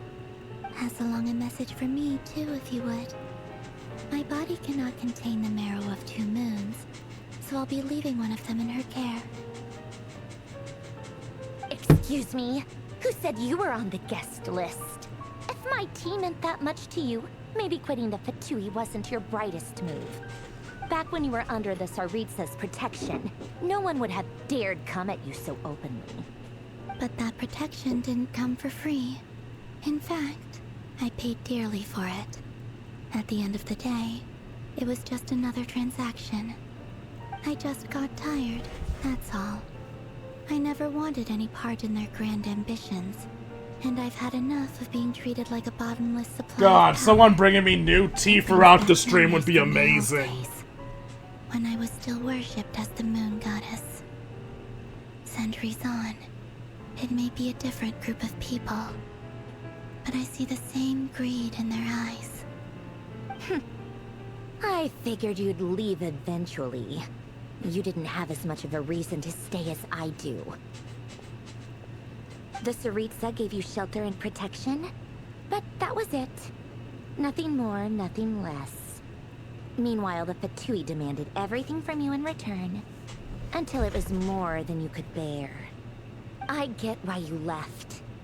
And frankly, I have no interest in dragging you back just because the higher-ups told me to. But if you keep hanging around with this riffraff, the next time we cross paths, we might be enemies for real.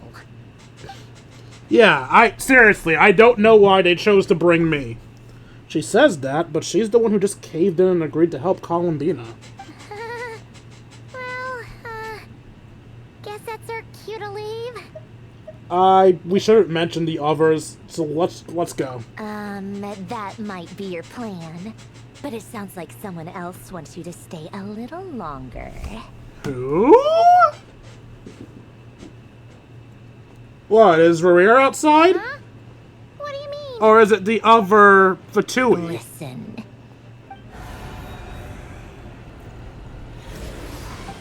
It's Rhaenyra! Fuck! My lady, it's the Wild Hunt.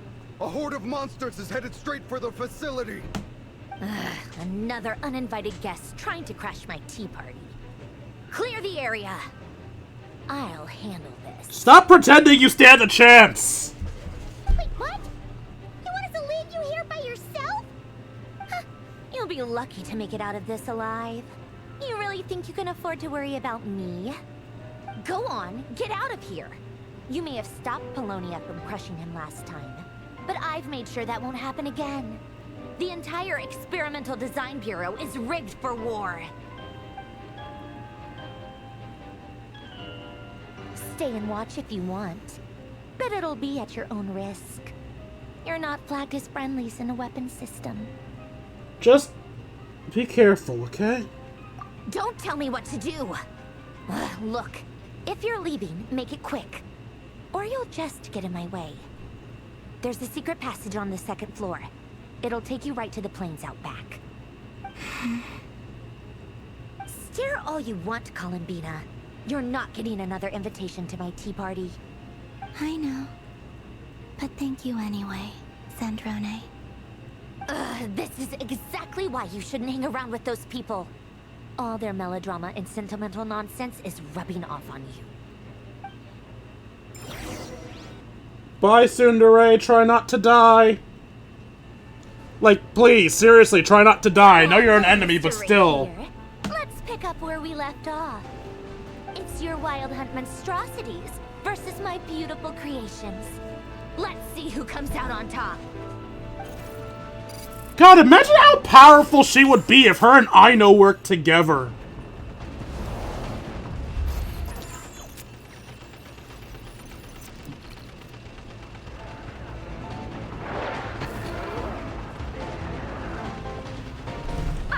Oh! Wait, what?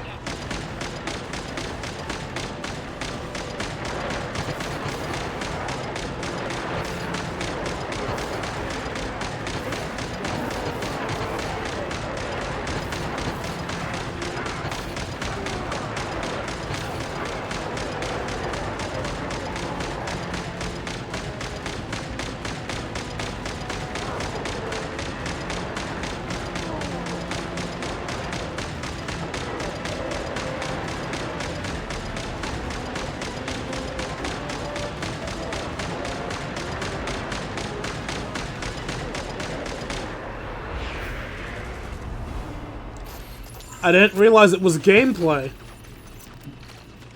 Good work, Bosco 1. Bosco 2, prepare to fire!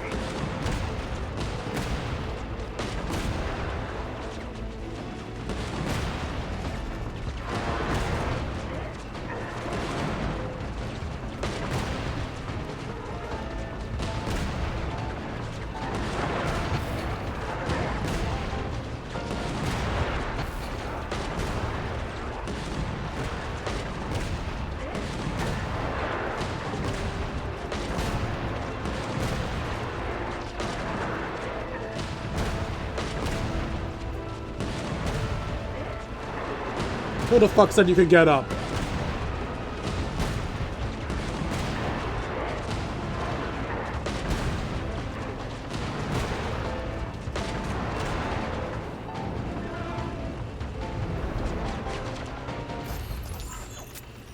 I don't think we can actually lose this. I think this is for shits and giggles.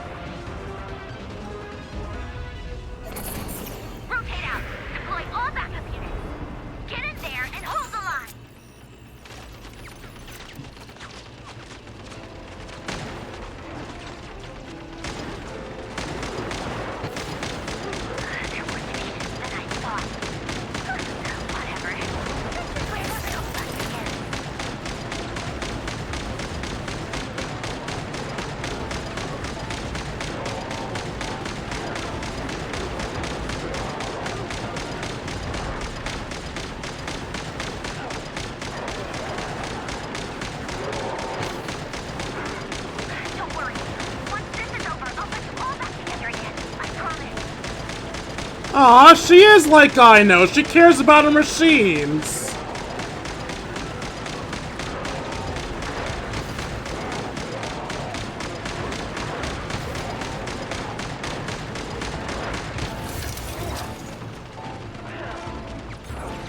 Finally, the Raider himself. Time to... Huh? Where'd he go? Uh-oh.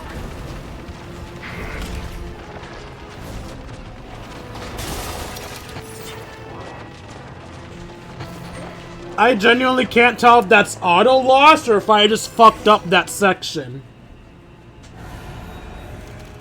I'd like to believe it's auto-lost, 'cause I don't think Rear would have appeared there if not for it being auto-lost. Yeah, story's continuing. It was auto-lost.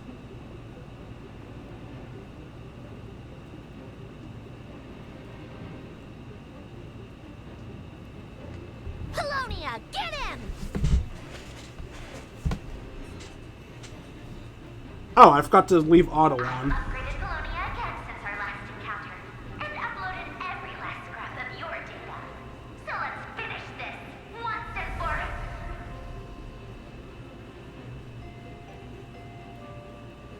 Why'd you cut off? She's not here. Where did she go? Hey, over here, you big... Cursed moon. Go. Keep searching. She cannot have gotten far. He's ignoring her.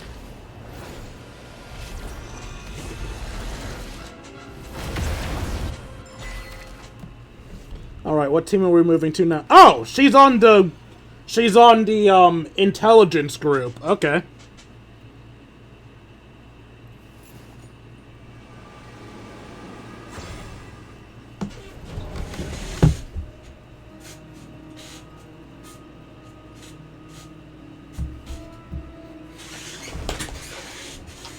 So this is your method for investigating Lurier's past. It almost looks like some kind of ceremony. Good deduction. But it's quite a different affair from what you're used to with the Frost Moon Scions. Whoa! First time I've ever been in here. Boss always said it was off limits, so I pictured some kind of creepy dungeon. But it's actually kinda nice. Oh, I guess this must be Sumero decor? That's where Boss is from. And that nice shopkeeper who Of saw course my he's from treasure compass. Sumeru. Wait, you got your treasure compass from I'm Dory? not sure exactly what you've got planned, but it looks like you're all set. When do we begin? Whenever we wish. But for some reason, I've got a feeling this isn't going to end well. I've never faced Rerir myself, but from what you've told me, his power is beyond anything I could imagine. I, on the other hand, am just an ordinary businesswoman. Our paths should never have crossed, yet here I am. There is nothing ordinary about you. If you ask me, you're about as far from ordinary as it gets. So what are you saying? You're getting cold feet? Once I take a job, there's no backing out. Still, I have to ask myself if the power I'm relying on will even work on an opponent of this caliber.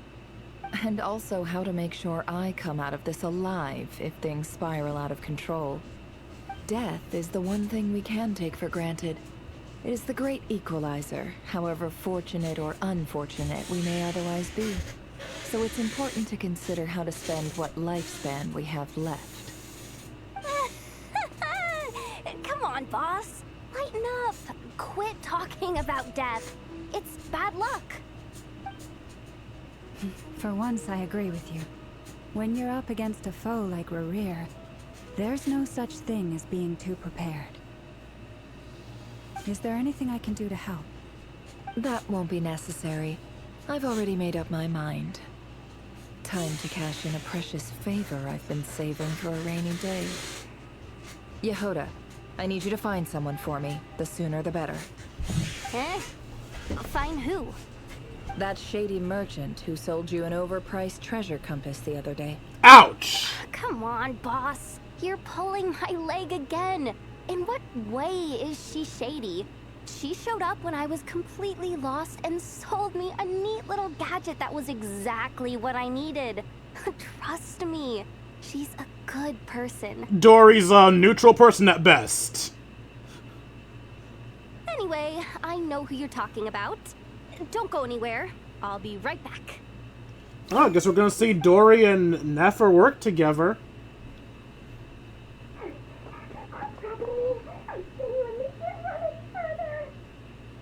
Yeah, she's short. Hey, aren't you? What is it? What's the big rush? You dragged me out of a dream where I was literally swimming in Mora. I'm charging double my usual attendance fee. See, look how easygoing she is. After that rude awakening, she could have completely snapped at us. But instead, she kept it together and just asked for an extra fee. Dory Sangama Bay? I never would have pictured you two doing business together. Yeah, I thought you two hated each other. Big and not cry. It's all about connections. Lady Nefer just so happens to have a lot of intel that interests me. And she also did me a big favor in the past. It was back when I first arrived in Not Cry. My trusty assistant, the genie in my lamp, had an adverse reaction to the Kuvaki and fainted. And wouldn't you know it, that's when I suddenly find myself in a life-or-death situation. Good thing my compatriot was there to swoop in and save the day. That does not sound like Nefer's style. 50% discount off all of my goods ever since. Now, so that no one here feels left out, I'm willing to extend a 20% discount to fellow friends of Boss Nefer. Plus, any other friends you send my way will enjoy 10% off. What can I say? The great Lord Sangama Bay is nothing if not generous. So, let me guess. You've run into some trouble? I've got everything you could possibly need. And the more you buy, the more you'll save. You guessed correctly. What have you got in the way of survival gear? The one type of gear I've never been short on. What are you looking for? A jetpack fresh from the Academia's labs? An ancient suit of armor, dredged up from the bottom of the sea? That wouldn't be At helpful. the very least, I need to know what kind of opponent you're dealing with here. If even you're worried about staying alive, it must be pretty serious. What if I told you it's someone with the power to bring a nation to its knees? Is that so? Then we really are talking top-shelf treasures. I don't have anything like that in stock right now. I'll have to ask my supplier. Your supplier. Honestly, I'm surprised she's even being honest. I thought she'd trying to hawk some pathetic wares on us and get us killed. It's nice to know Dory at least makes sure the ware she's selling you is actually up to the task. A powerful woman, make no mistake. I can't reveal her identity, but luckily for you, I hear she's planning to visit Notcry in the near future. Alice. If you're willing to wait, I can ask her when she's here. Can't say exactly how long that'll be, though. Then, let me put it another way. What would you do if you encountered an enemy like that? Roll over and serve yourself up on a silver platter? Of course not. I have a handy little trinket from one of my generous suppliers, which... Hold on. What exactly are you getting at? No, no! This is for my personal use only! Let's just say I'm borrowing it, alright? Just for insurance purposes. You'll get it back later. Favors are the worst kind of debt to owe, and now you've got a chance to repay one. A win-win situation, don't you think? Run, Dory. Fine. You can borrow it for 5 days. No, make that 3. And for every extra hour after that, I'm charging you 1,000,000 mora. Deal? What is that? Deal. What is it? Looks like a hair clip. What a way to start the day. Now, was there anything else you wanted? Or can I go back to bed now?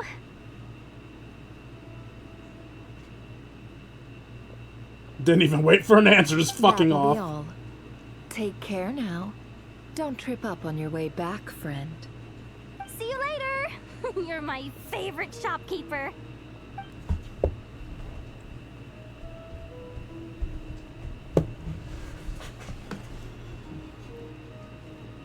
Excellent. Everything is well and truly ready. The ceremony can now begin. After initiating the ceremony, your minds will follow me wherever I go. You will see many strange things in your mind's eye. So remember, don't be frightened, and don't make a sound. After laying down the ground rules for everyone... Now then. Sorry, I was too fast for me to read. Let us peer into the Raker of Solnari's past.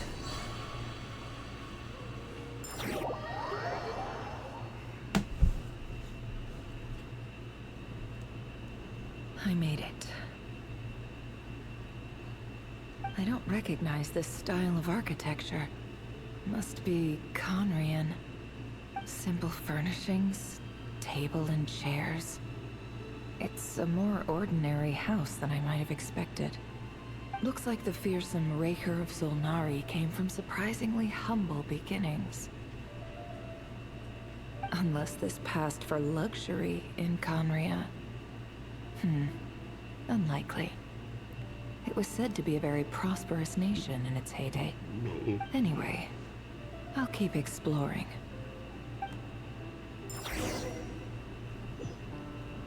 Investigate the note on the table. Is there anything else?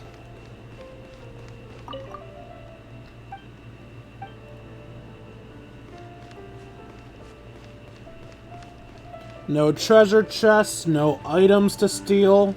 Wait, I can't even jump.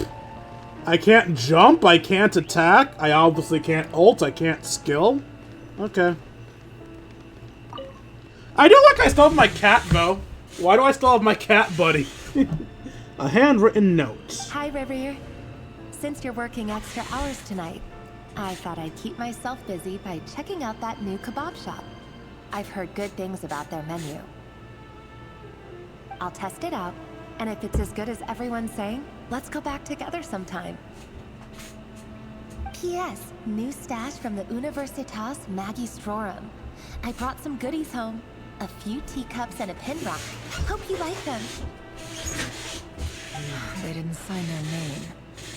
But they must have been close. Sounds like they were living together.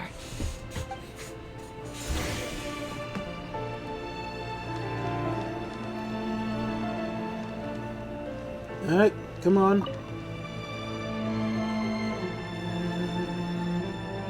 I went over to Joseph's for drinks today.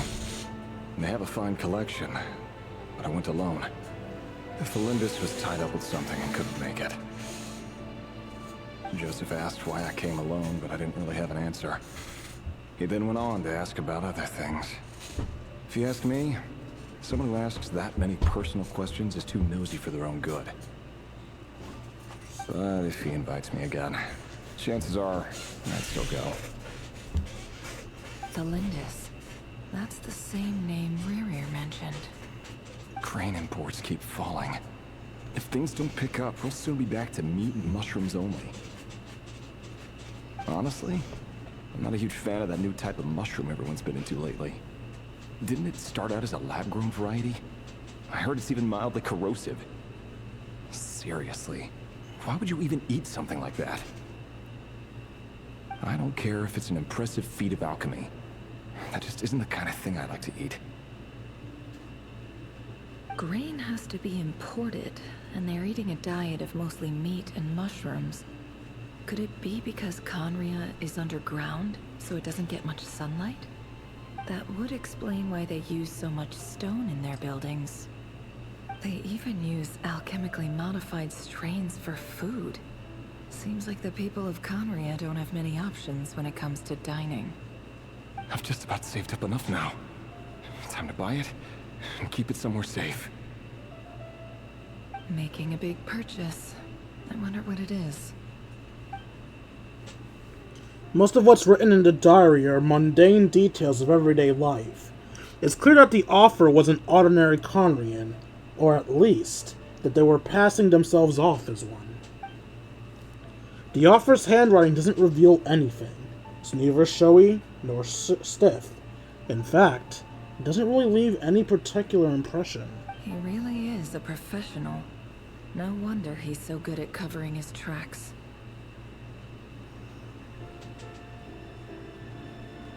Despite what he's become, it seems like he's retained certain habits, at least in this regard. Near the end of the diary, you notice a page with a shallow indentation along the bottom. The previous page had been torn out. For now, its contents remain a mystery. Did Rerir rip it out himself?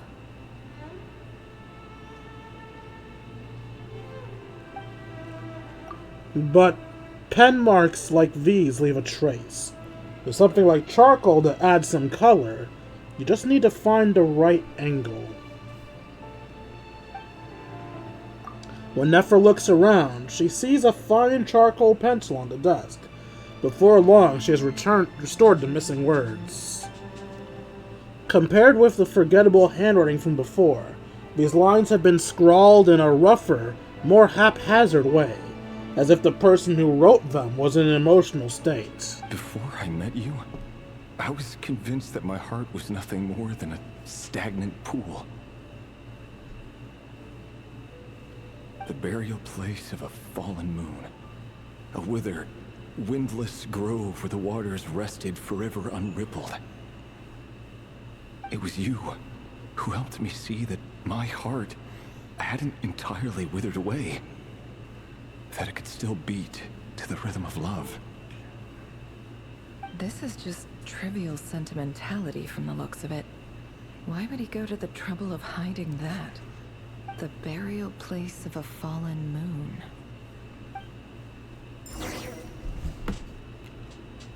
Okay.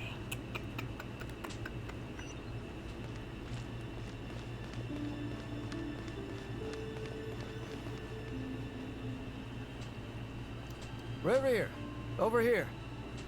Oh, Dainsleif. Dane! Oh, and, Vedelson here? What a surprise to see you here, sir. Hello there, Rerir. You need not address me so formally outside of court. He doesn't get that much free time, so I invited him over for a drink. Even the court prophet deserves a break every now and then, right? Well, I'm flattered. Why aren't we allowed to see Dane? What are we discussing today? Hey, don't look at me. As far as I see it, we don't need an excuse to have a few drinks. Come on, don't give us that. Didn't you say you were about to pop the big question? How's that coming along? Who'd have thought the great Twilight Sword was an even greater gossip? I just didn't expect you to be the first one to settle down and get married, that's all. Yeah. If you told me that a few years ago, I wouldn't have believed you either. So, are you planning to come clean about your job then? I'm guessing you still haven't told her. Sure, I'll have to tell her at some point. But I'll need to pick the right time and place. To be honest, I have no idea how she'll take it. Come on, stop being such a pessimist. For all you know, she could be thrilled. I bet she'll be much more impressed by your actual job than the one she thinks you're doing now. A member of the King's Guard. Quite the cover story. Does the king himself even know? Of course he does. Anyway, enough about me. How have you been? Me? Same old, same old. Nothing much to... Huh? What's up, Fed? It's nothing. Vadafulnir, Dainslift's elder brother. Renowned throughout the court of Conria as the Visionary, and said to possess a wisdom far beyond the reach of any ordinary man. And yet, despite the gulf between us, he seems to have something to say about me. Does he even know me? Does he see me as a friend of his brother, or just another of the Vinster King's blades? Why did he react so strongly? Was it really to do with what we were talking about? Brown, curly hair and brooding blue eyes. So this is what Rerir looked like back in the day. Perfectly normal. No different from anyone else. As frightening as this monster is in the present, there's something even more unsettling about seeing the human he used to be. Now I think about it, are there any playable characters with brown hair? I don't think there's a single brown-haired playable character. Hell, I don't even think there's a black-haired playable character. Hold on.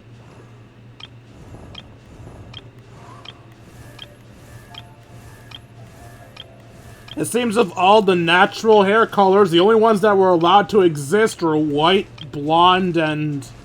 Oh no, we have a brown-haired character. Hu Tao. Silly churl, Billy churl, I mean, she has red highlights, but that doesn't count. And Zhongdong. How could I forget about you, Zhongdong? I'm sorry. So yeah, we have brown-haired characters. Are there any black-haired characters, though?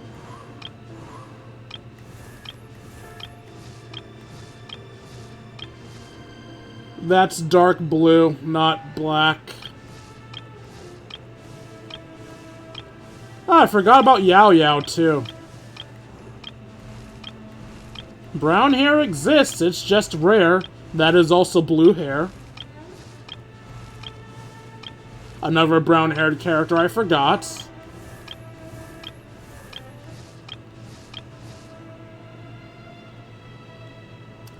Technically blue, but you know what? I'll accept it.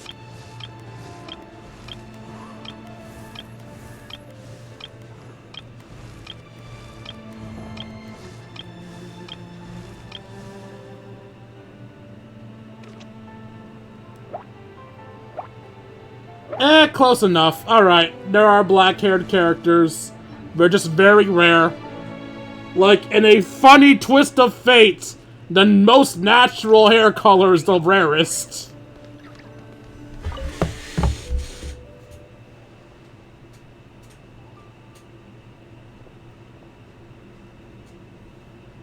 Personally, I prefer pink-haired characters. Felindus? You're back early. Our equipment's being serviced today, so I got off earlier than usual. How's your day been?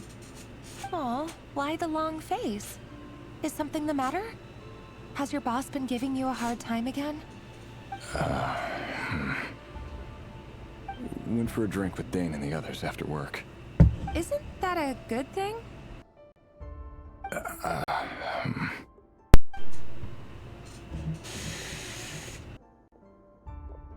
Vedifalnir showed up today, too. You know, Daneslif's older brother. Ah, Mr. Vedifalnir. Yes, I've heard of him. They say that everything he says ends up coming true. He overheard Daneslif mention that I'd recently proposed, and seemed to have an issue with it. But when I asked what it was, he kept it to himself. So, you're worried? You could be such a child sometimes, Rebrier. It's childish to be We're worried? nobodies. Why would the Visionary be concerned about us? I'm sure someone in his position has much bigger fish to fry. Maybe you're right. You worry too much, Rebrier. We've been together for ages now, and everything's been going so well, has it not? You've even proposed to me. So, you do remember. Tell me then. What's your answer? Like I said, I need some time to decide. You can't just rush into things like this. We may be nobodies in the grand scheme of things, but if we want things to work out, we've still got to plan ahead. All right. Take your time. Just don't keep me waiting forever. Nobodies. Sounds about right. In the eyes of people like Vedifalnir and Daneslif, what do we matter? Can someone whose gaze is so fixed on a far-flung future even see the present clearly? Besides, the dynasty's fate rests with the king and his inner circle. Whatever I do, it won't make much difference. Meanwhile, every idea they come up with and every decision they make, it affects everything. These days, the king is lost in his research, and the purge of the Crimson Moon bloodline grows ever more intense. The opposition tried to speak out, but nothing came of it. And I'm under no illusions as to why. Because we eliminated them and got rid of their bodies. A man can have 1,000 reasons to carry a sword, but there are few good excuses to use it. Yet the king has never even considered a gentler approach, and he never will. What becomes of someone who kills on another's behalf? Can he ever find true peace?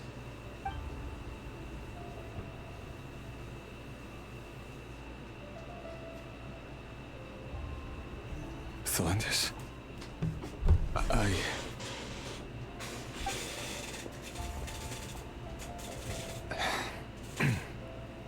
It's nothing. You were right. Fate has never smiled upon nobodies like us. But by the same token, it's unlikely to bear a grudge against us either. There's no reason we can't keep living happily together, cherishing the simple joys of each day as they come. See? You just need to stay positive, Revere. I can feel your warmth, your breath. You're right there, right by my side. Just seeing you makes me happy in a way I can't explain. And that's something that no one could ever take away from me. So smile, my love. Let go of that frown. You're right, Thelendis. I've just been overthinking things. That's better. Getting caught up about things like this will only ruin our evening. Speaking of which, all set for the ball tonight? I need to go get ready. You go ahead.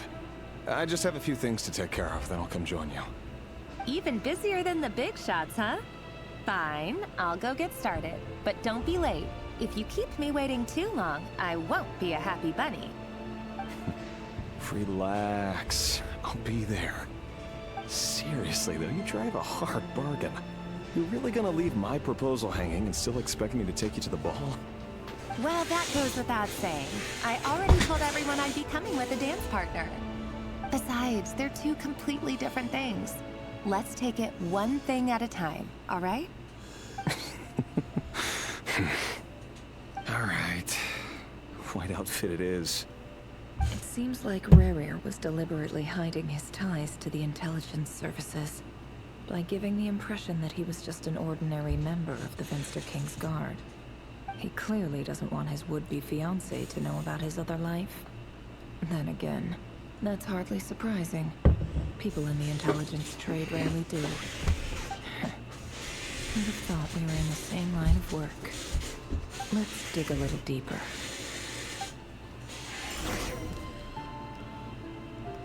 Okay, where am I going next?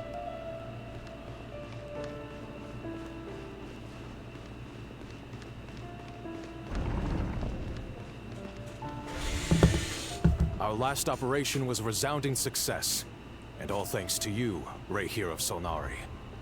In total, we apprehended 32 dregs of the Crimson Moon, and 67 accomplices. After all these years since the dynasty's fall, so many of them still linger on. Indeed, it cannot be denied. Yet it was destiny that the Crimson Moon should be overcome by the eclipse, and that His Majesty, the all-seeing Vinster King, now guides our nation on the path to prosperity. Conria has no further need for a dead moon. But alas, there will always be those who refuse to see the truth, choosing instead to romanticize the past. That's not entirely true.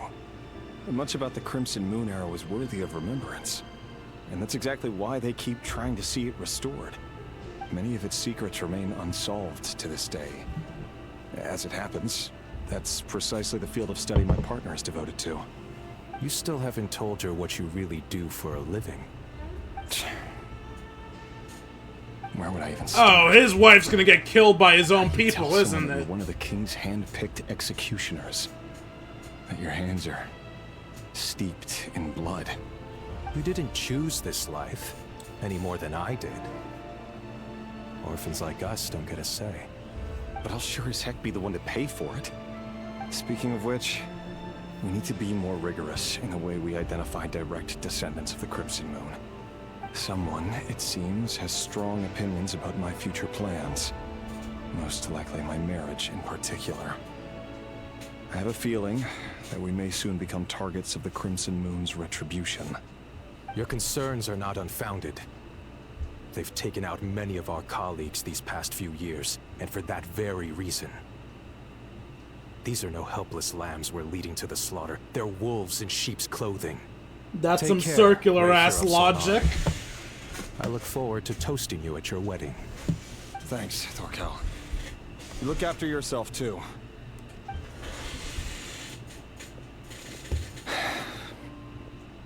Thelindis, I never wanted to keep this from you. You're the last person I would ever want to lie to. But that's exactly why I can't tell you everything. There are things you shouldn't know. Things you cannot know. The moonlit dynasties are a thing of the past. Yet even now, with the sun shining high in the sky, there are those who would call forth a dead moon's ghost. Could that be why Vedalfnir held back? Or was it because of some court secret he's not at liberty to share? I have to get a clear answer from him. No matter what happens, I will protect Thelindis. Rayhir seems to be very concerned by Vedalfnir's reaction. Vedalfnir and Dainsleif, the Visionary and Twilight Sword. So that's what they were really like. I've investigated this whole area now. There doesn't seem to be any other memories here. Should I try somewhere else? Wait a second. What's this black smoke? That's supposed to be black? That is blatantly green, ma'am.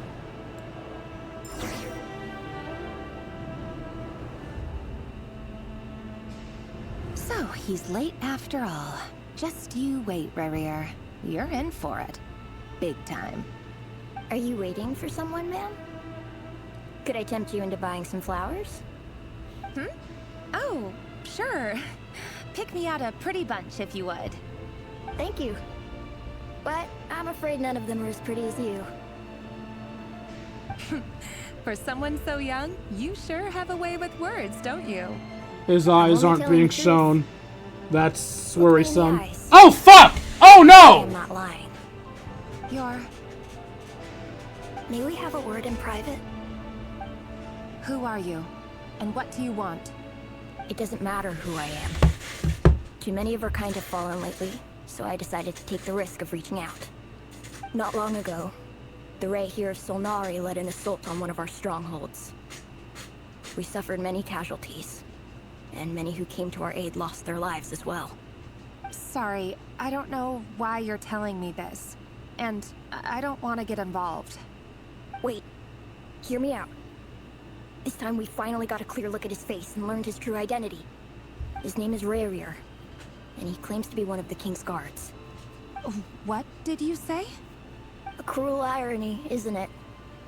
The man you're set to marry leads a double life as a brutal executioner. But surely, you must have caught a whiff of the blood on his hands. Why are you telling me all of this now? Simple. It's because... How strange. Rarier was nowhere to be seen in that memory. It clearly belonged to Thelindis. Rarier couldn't possibly know what happened if he wasn't even there. Why would her memories appear in his fragment? The ceremony won't last much longer. I think it's time to call it a day.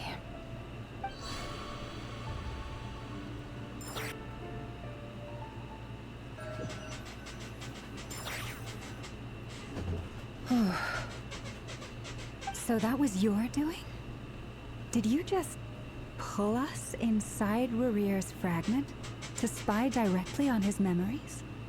Any more questions, and I'll have to start charging. I had no idea you could do that, boss! Seriously, that was amazing! We're not worthy. We're not worthy! Calm the f down, girlie! I admit, though, I'm itching to see what happens next. Feels like we barely scratched the surface. I'm just as curious as you are. But the ceremony only allows for limited time inside. That's all we can see for now. Luckily, we managed to learn quite a lot. So far, so good. I just hope the others are doing okay too. Especially the group with the Traveler. Their mission is a risky one. Let's hope it's all going smoothly. If you're worried about them, go see how they're doing.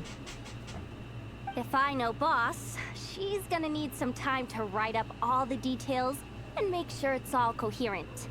I'll stay behind to lend a hand, but feel free to head back and meet up with the others. And now we have to do the... Oh, no! We're just skipping the rear distraction squad. Okay.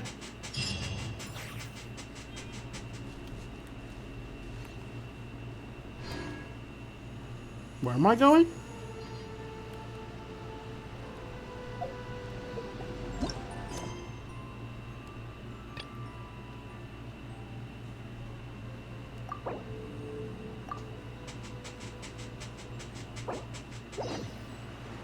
What do you mean an update? What?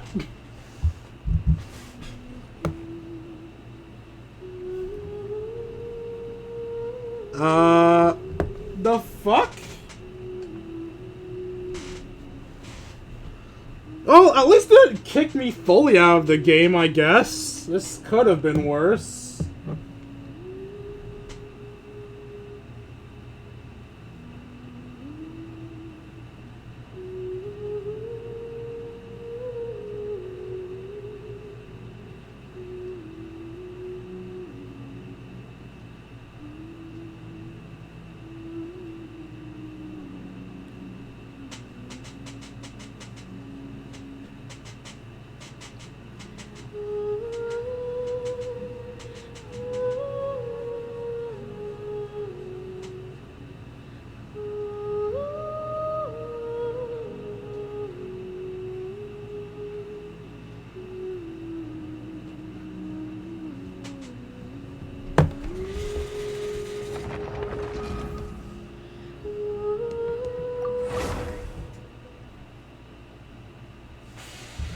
Alright.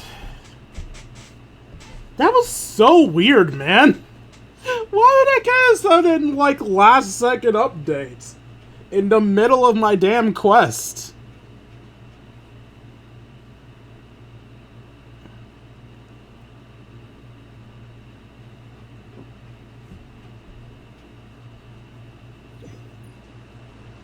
Oh, they've been prowling around for nearly 2 days now. These things just won't quit.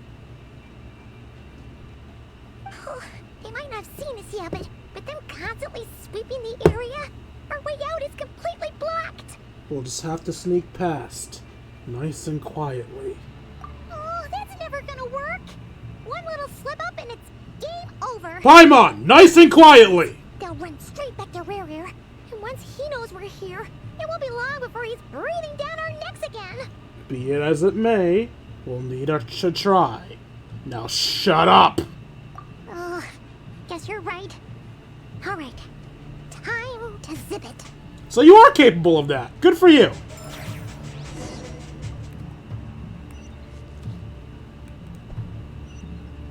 We're going this way?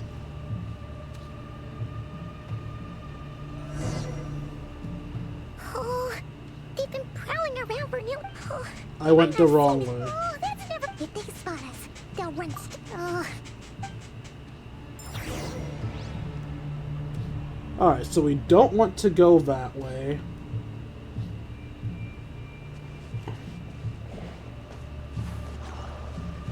Quick, hide! We almost got spotted! I'm sorry, where are we going? Phew, that was a close call.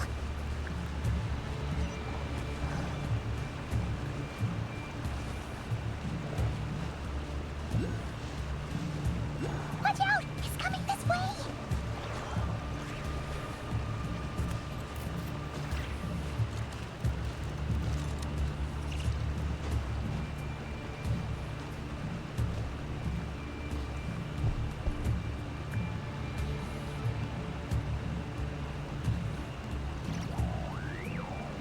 Oh, I can't glide? That's annoying. It's fine. We're nearly there. This is the final hurdle. There I was trying to glide over there and the game said, nah, fuck you. Oh, there's no end to these things. We can't keep going like this. Surely there's another way out.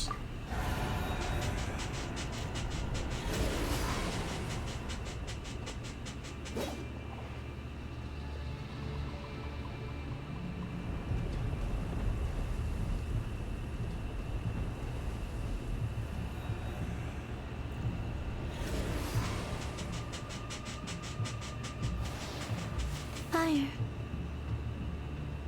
Fire? The knave is here, I'm guessing? Wait, what's that smell? Oh no, there's a fire! More like, thank God there's a fire.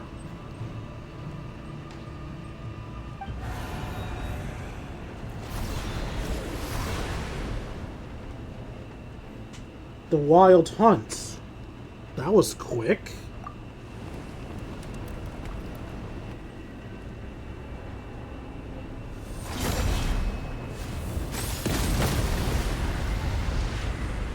Show off. Sandrone was right. You look weak, Columbina. Girly summoned a chair just to flex on us. Word has it that you did something for the Tsaritsa, and that's why you've lost most of your power. Freedom comes at a heavy price, doesn't it? It's Arlecchino! You came! Hello again, Columbina. And greetings, guests of the House of the Hearth. It's been a while. Sup? Arlecchino. Alright, so are we going to the Distraction Squad now? No, we're going back to her. Who is now part of the team map, okay.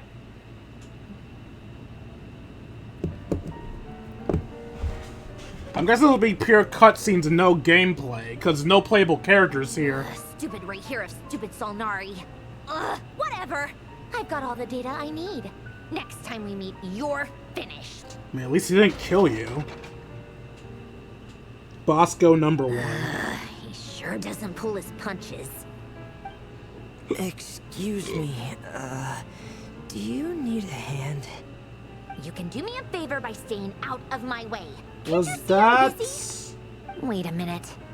I recognize Remine? that voice. Hello, Miss Sandrone. Father sent us over to help. Hey, kitty witties.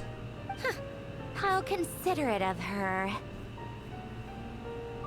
Hey, Fremine, get over here and help me fix this. Lenny, you do your thing.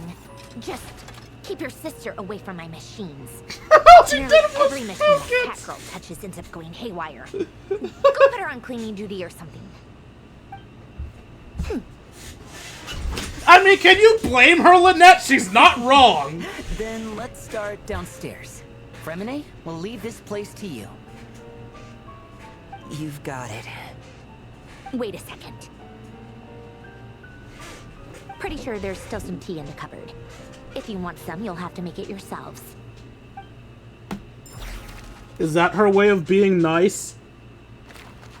Oh, we never got to play as the Distraction Squad? Boo! Boo, I say!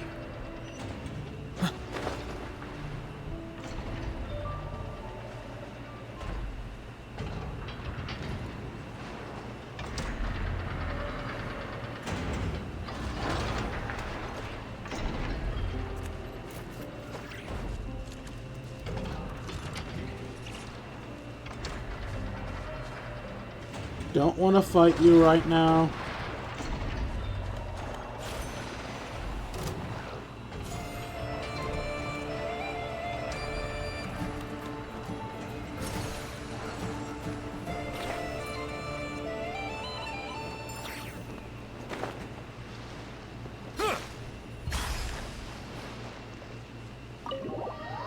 Enter the meeting place.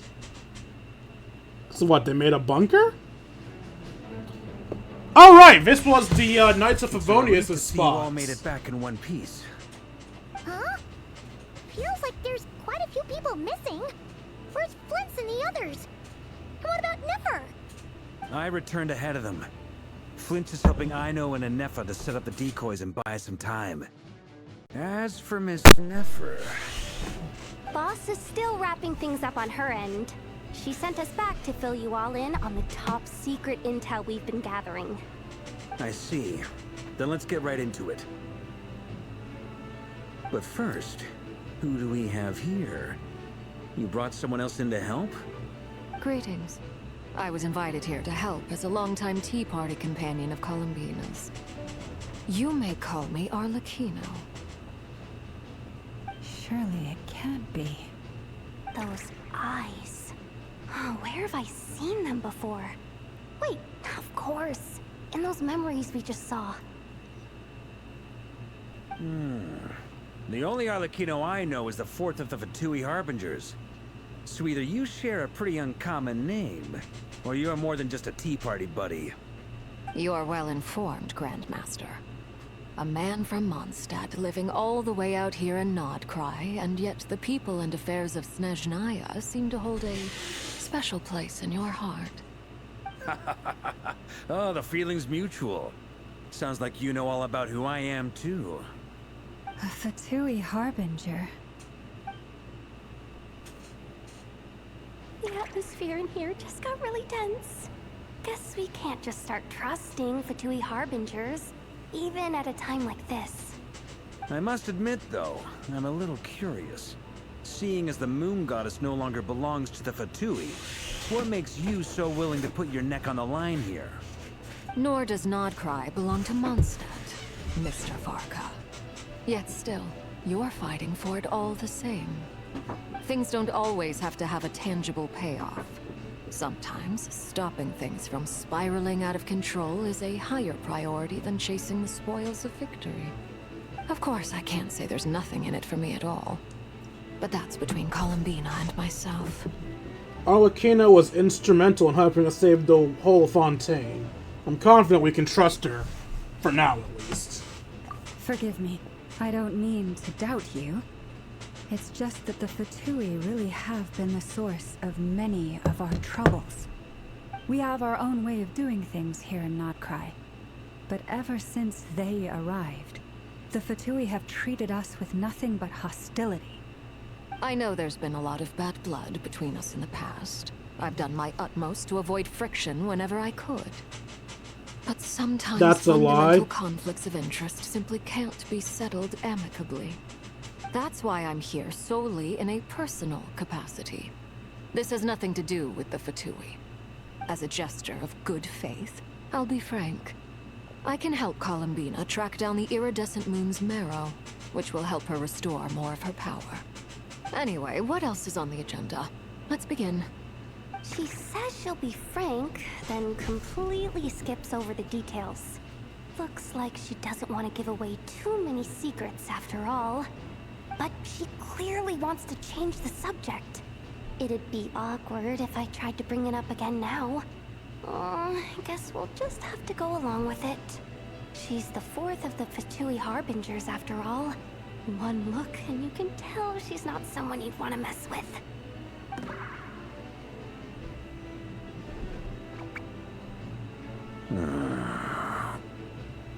Well, since Miss Arlecchino sounds confident in her ability to handle that, we'll proceed to the next topic.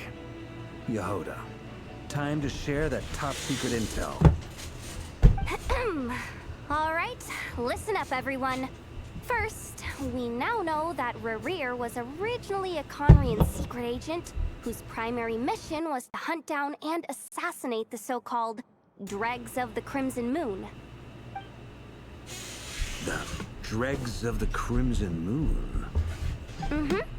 In the memories, there was a lot of talk about the Crimson Moon and Eclipse, and a whole bunch of other stuff from the time of Conria.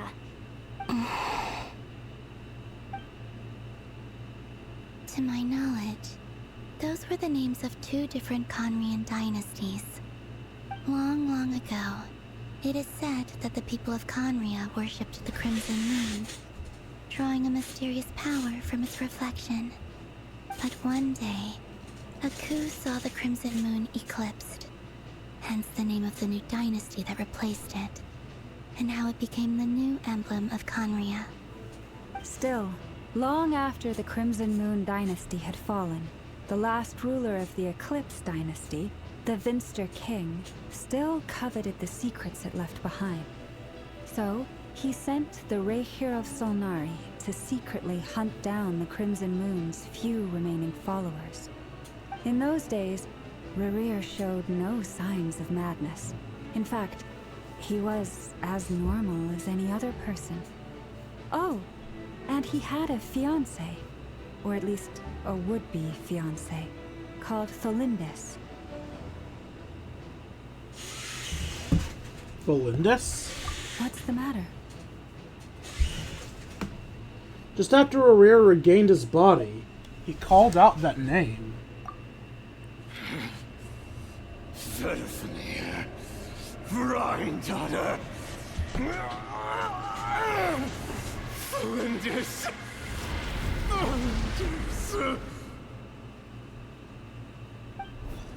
I know Rondider and Von Venifenir were two of her sinners, so did Tholindis become a sinner too? Do we know anything about her? Well, she was a researcher at the Universitas Magistrorum, but it felt like she was hiding some kind of secret.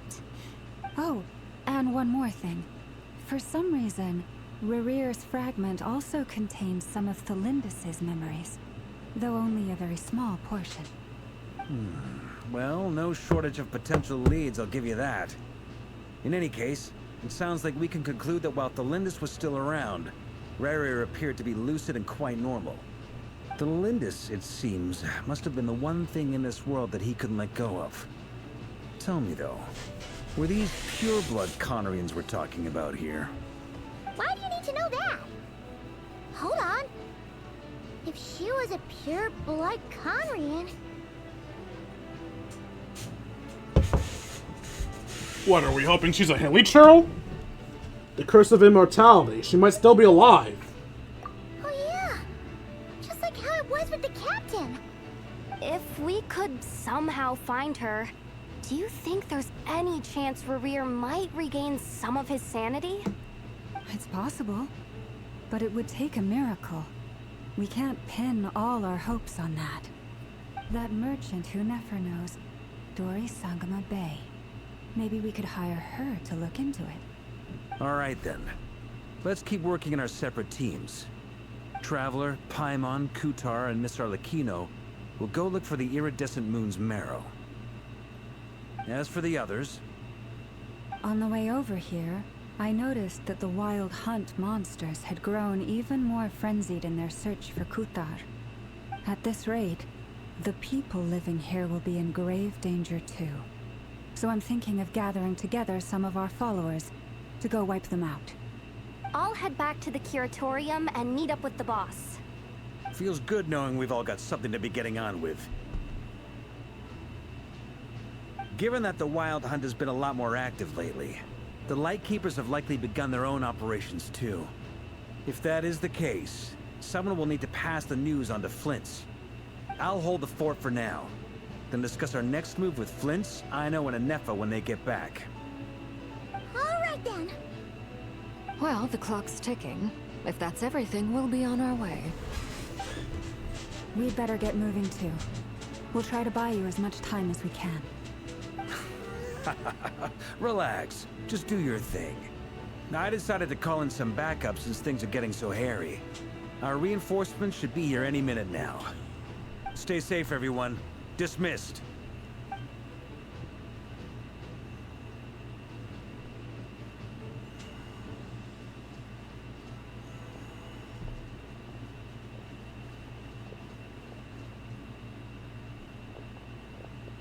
We're back. Did we get here a little early? Or a little late? A tad late. The others have already set off. To summarize, our resident moon goddess has found us a new ally, and Boss Nefer has uncovered some promising info. Everything going smoothly on your end? Not great. I don't know how long we can stall them for. The decoys are getting taken out way faster than we imagined. I'm gonna make some more later, but I need a timeout first. I'm so tired right now. Oh, right! Anefa, could you fill in Uncle Varka on what we just discussed with Flint's? Sure. Uncle Varka, you previously told us about how when you went to investigate a source of the Wild Hunt in Amsvartnir, you discovered that it was just a diversion. But according to Flint's intel, several outbreaks of the Wild Hunt had already occurred in Nodcry in the period leading up to that. That was before Rerir had regained his body, when he was far from regaining his full strength. In other words, in theory at least, he still lacked the means to act in two places at once. Flint's, with everything that's been happening, the Lightkeepers across Nodcry are rallying to fight back against the Wild Hunt. They're gonna need your help. I know, I'm sure you're capable of coming up with something far more effective than decoys. But for now, you should stay here and get some rest. Anefa and I will head back over to Amsvartnir to see if there's anything I missed. I told you Uncle Varka would say that, didn't I? A deal's a deal. Not a word about my snack intake for the next week. Database updated. Reliability of Ino's predictions increased. What does that mean? They were betting on how you'd respond after hearing their intel. It's the obvious choice, isn't it? That's hardly worth betting on. Clearly it's not obvious to the robot. Nefa should go investigate the situation over at Amsvartnir on her own. You might as well stay here and keep watch. Why? Someone needs to hang back and oversee our strategy meetings. And besides, you still haven't fully recovered from ambushing Rerir. So I've ended up with the easiest assignment. Well, I appreciate it, everyone. See you when you get back. I feel like if this game was more detailed, that zoom-in would have shown us a wound on him. But because these models have no detail to them whatsoever, we're just staring at his plain old regular neck. There was probably meant to be a scar there or something. Alright, main character into 2 Fatuis. Oh, I only just noticed that Ino still hurts. There we go.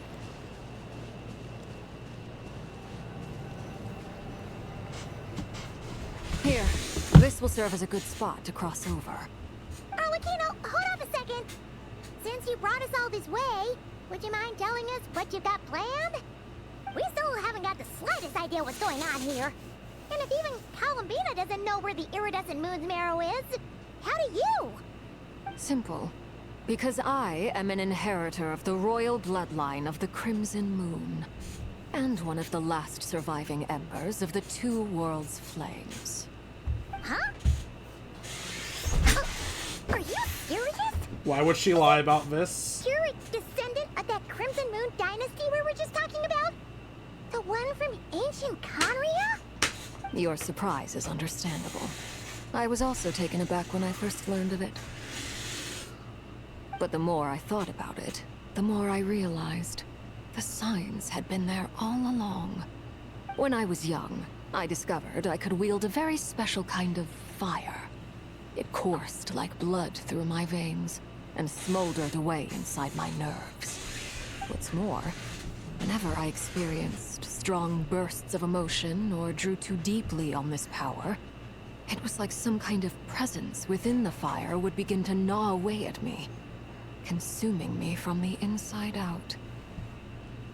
Your hands. Exactly. That is why my hands are like this too. At first, I saw it only as a curse, but once I became a harbinger, the jester apprised me of the truth.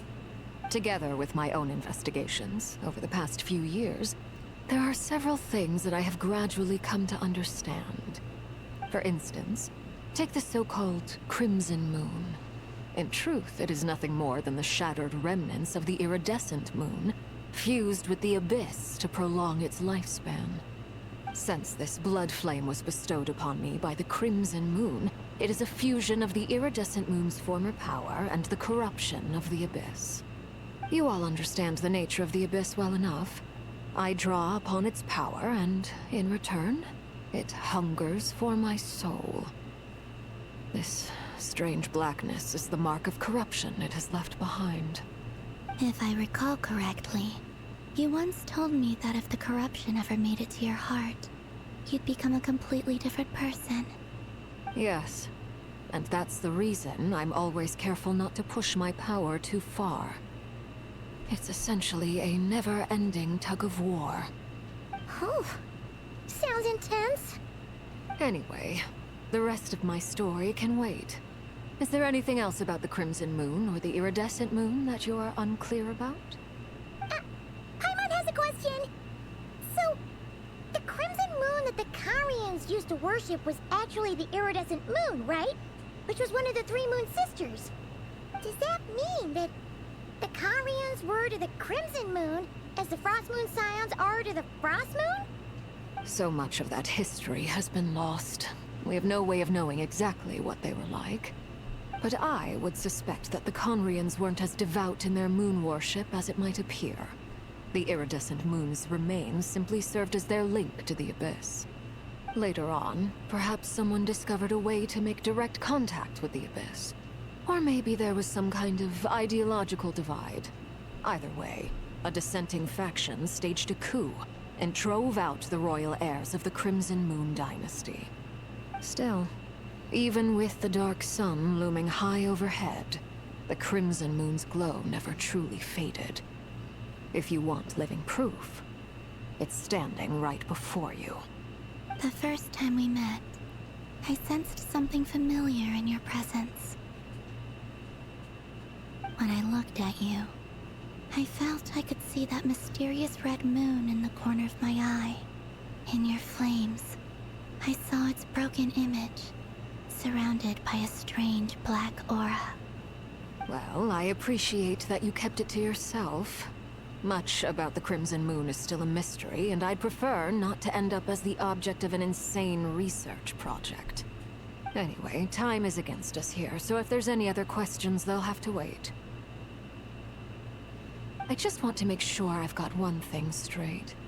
In her letter, Sandrone mentioned that since you are unable to contain the iridescent moon's marrow yourself, you intend to leave it in my custody, correct? That's right. For now, it's the only way I can pay you back for your help. The iridescent moon is already part of who you are, so with its marrow in your possession, you'll be even more powerful than before. Deal. Then let's get started. Get what started? What does this place have to do with the Crimson Moon? When I first became a harbinger, the jester gave me a book called Harry, also known as Leobranto Inamorato. You should be able to buy a copy next time you're in Fontaine. It's a love story set in the Crimson Moon era, but setting aside the tangled romances of its characters, it also records a few interesting details. In the Crimson Moon era, or so the story goes, there was an orphanage that received children from beyond the bounds of this world, and subjected them to a peculiar induction ceremony. Beyond the bounds of this world? For real? And what kind of induction ceremony? The Crimson Moon sages looked beyond this world for beings with powers that surpassed the gods. But fearing they might lose control, they subjected these children to a process of refinement. They made these children crawl up a fireplace and kept asking them, "Have you died? Did you see it?" Until they finally admitted to having died and seen a crimson moon. The adults embraced the children who passed the ritual, telling them, "Within the fireplace, you have traversed the flames between two worlds. Here and now, you are born anew." The book leaves much unsaid, but I suspect that this was their way of branding the children they had enrolled, leaving an indelible mark upon them so that they would forever live in the Crimson Moon's light. That explains why I can't sense the Crimson Moon's marrow in this world. It makes sense that it would be sealed in a special space that can only be accessed temporarily through some kind of ritual. But there's no fireplace here. Do you see a chimney anywhere? Oh, are we supposed to build it ourselves? Okay, fine. Paimon will go find some bricks. That won't be necessary.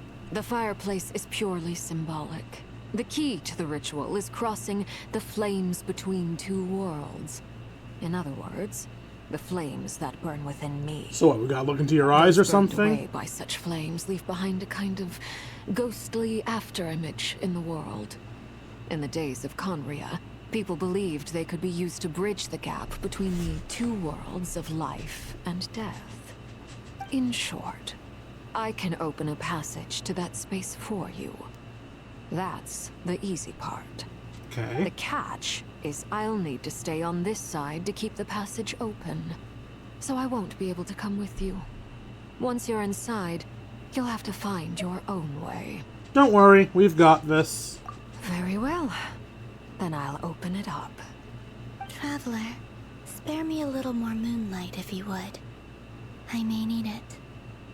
Ah, that's why touching us allowed her to teleport. She was borrowing our power. Thank you.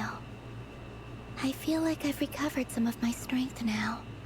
It should be enough to move us across short distances and confront whatever dangers might await.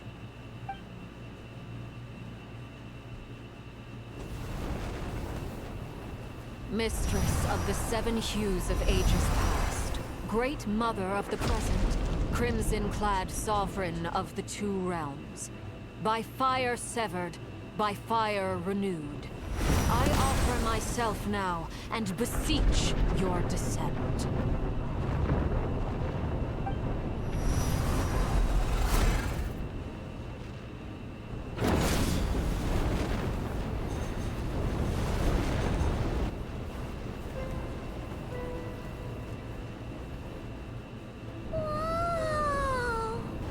That's not terrifyingly ominous at all. One word of advice. As you're crossing over, no matter what voices you hear, do not answer. Got it.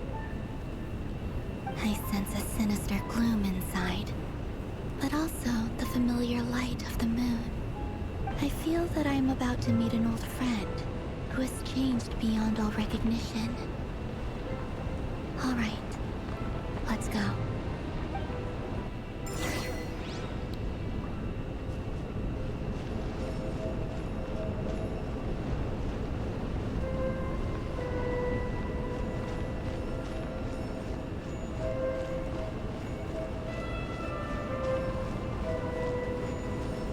I probably could have gotten extra dialogue out of the knave, but fuck it.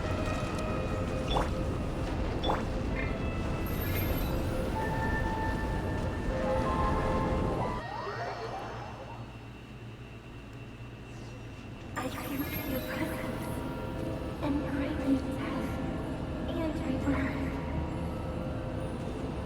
Wait, why are you? You have crossed over from another world, transcended fate itself. I have no right to.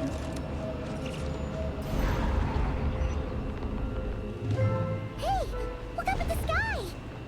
A red moon! This must be the spot, right? Is that the abyss? It's practically filled the entire place. What now? What a tragic sight. Fragments of your broken body, seized by the abyss, and hung up aloft like mummified remains. Iridescent moon, was this truly what you wished for? Well, there's only one way through here. Let's keep going and see what's ahead. Careful! There's something spooky about this place. Feels like something is lurking in the fog. Paimon's right behind you. Whatever you do, don't run off without her.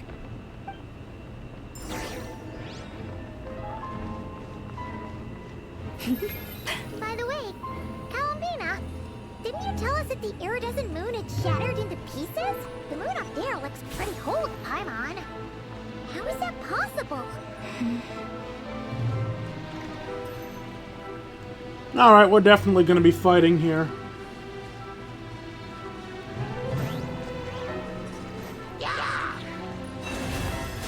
A bitter pill to swallow. Bow your head.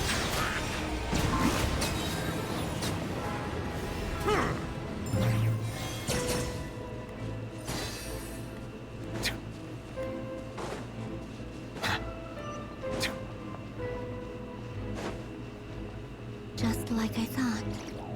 It was only a facade.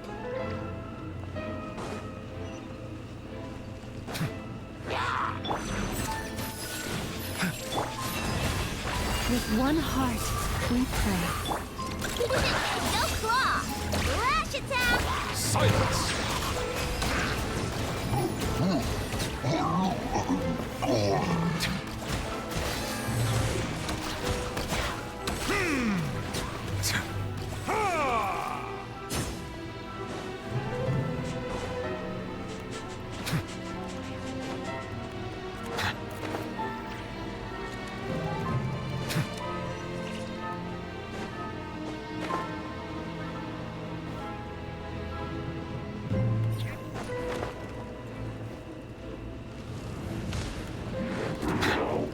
Mind the side effects.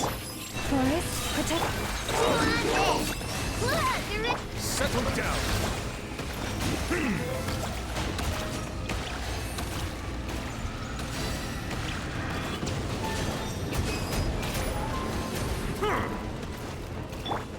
The doctor will see you.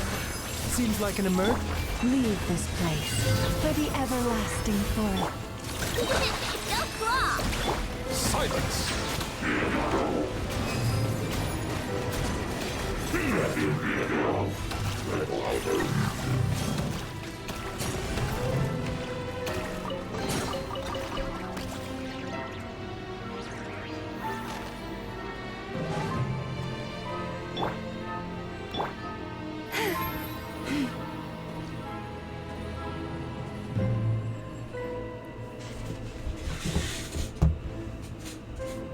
Huh? So the iridescent moon marrow is up in the sky? Huh? For real? That's way too high. There's no way we'll be able to reach it. No. I'm not sensing anything up there. It's coming from under the mountain. Let's see. Ah! There's some kind of weird shadow over the water. Ooh, see that? Looks like a mechanism of some sort. Let's check it out.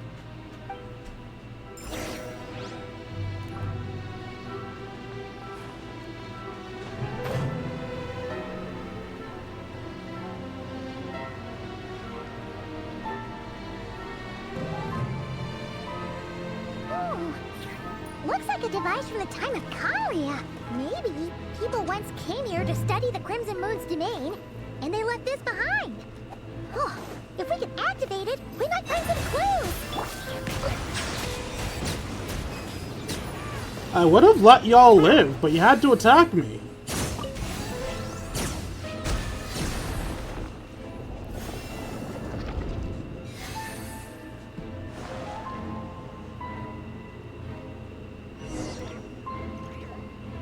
Hey, look at that! Now that the mechanism's running, the shadow in the water looks different. Do you think these mechanisms might be the key to unlocking the secret? Let's try to find more of them! Felindis, we'll leave the rest of the research in your hands. We'll be heading back now. I hope this isn't ruining date night. Ugh. Mind your own business. Just leave me some snacks on the table. Felindis? Is that Rear's girlfriend? How come we're hearing her voice here? Didn't Nefer previously mention that she was a researcher at the Universitas Magistrorum? Oh yeah!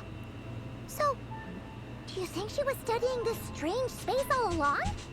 The Abyss has made this space extremely unstable. Maybe that's why some of the things she said and did were preserved here. Like echoes. Or after images. Whenever I see this view, it takes me back to a poem from my childhood. Waning moon, oh lifeless damsel, weeping on the mountain crest. Mourning still and wistful tone, her fragile soul now laid to rest. For me, of all people, to be here investigating the mysteries of the Crimson Moon space. Is it a coincidence? Or something more?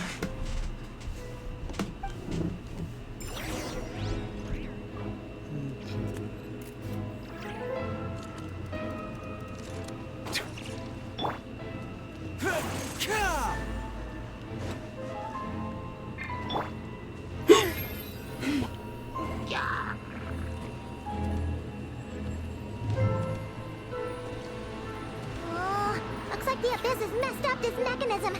We need to find a way to get it working again. Let's see if there are any other devices nearby.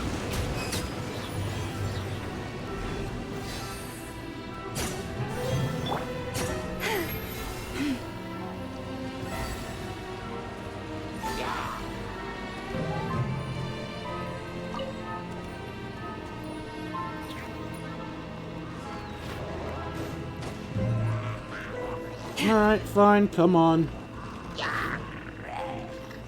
Lush as the moon, Mind the side effects. by the frost moon of old. Flash attack! Silence!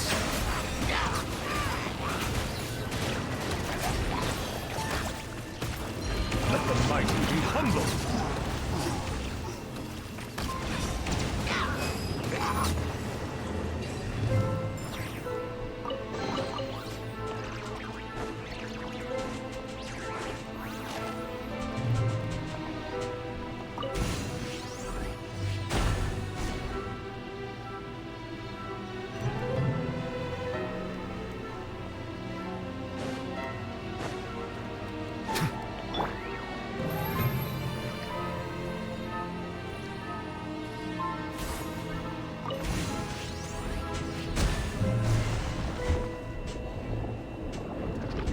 Just got one more we have to do.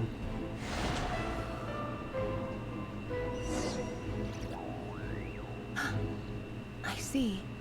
So the moon marrow, or rather the power of the 3 moons, is the key to unlocking. If it really does exist, then maybe this madness can finally be put to an end.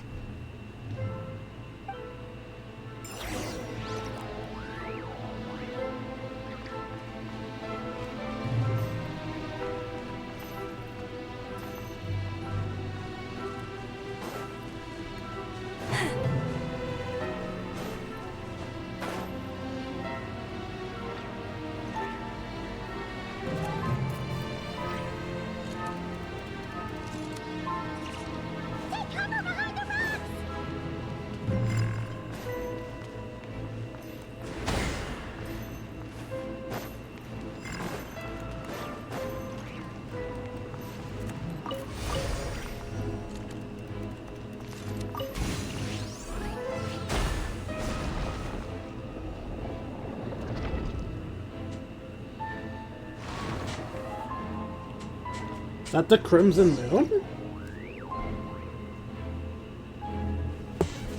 With the Abyss inhibitors in place, I should be able to access the chamber with the moon marrow. Oh, Rerir, with every step you take, you're drifting further from what you truly desire. But you're not the root of the problem. Ever since that outsider set foot in Conria, the Vinster King has sunken deeper into madness. If only I could get my hands on that outsider. Lumine? Or one of the other Descenders? Hey look! The moon's reflection is back to normal! Elendis' voice mentioned a chamber with the moon marrow. Do you think maybe it's hidden in the moon's reflection? It must be. For within it, I sense the fragile aura of a dying soul. Then there's no time to lose! Let's go!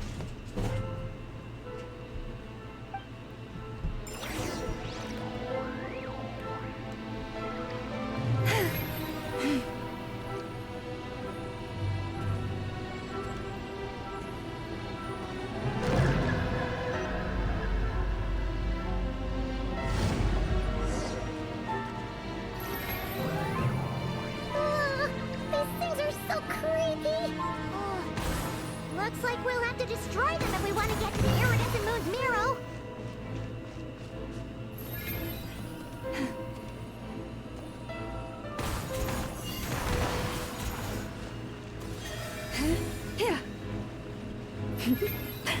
That must be the iridescent moon's marrow. Oh, we'll need to destroy these things before we can reach it. Branch into song. The doctor will see you. Remember, help comes. Ding dong, water bomb. Bow your head.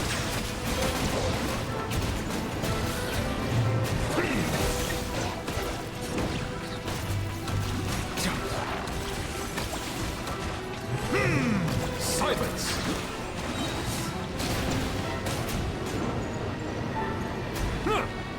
Mind the side effects. Leave this place. With one heart, we pray. Go claw! Look! Settle down! Be sanctified.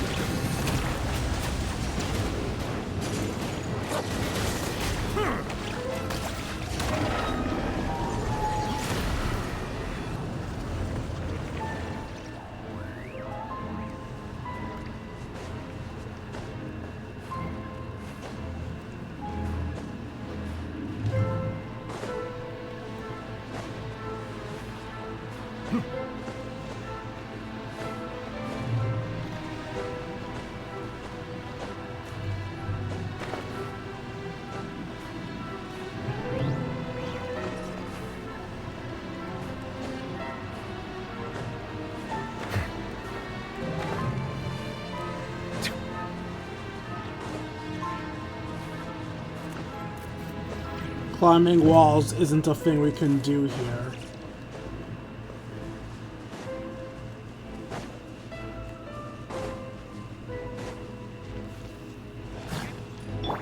The doctor will see you now. Forrest, seems like an emergency. Rush attack! Silence!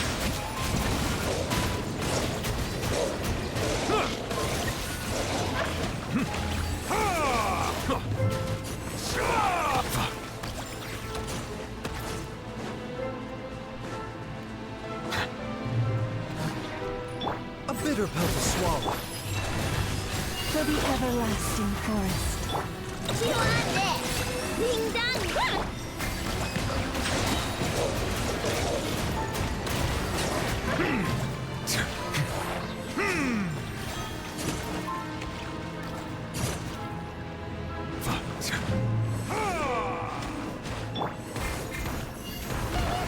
We're so close!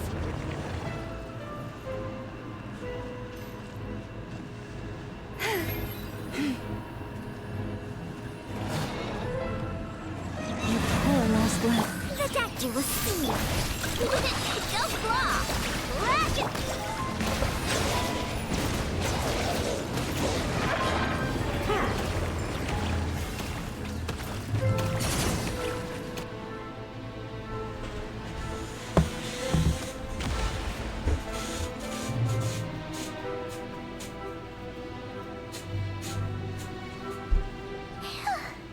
We finally did it!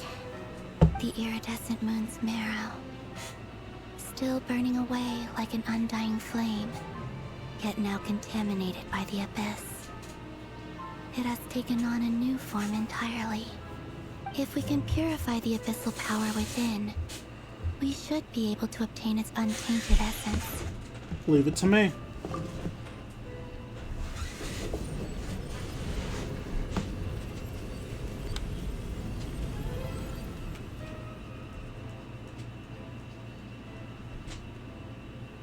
It's so cold.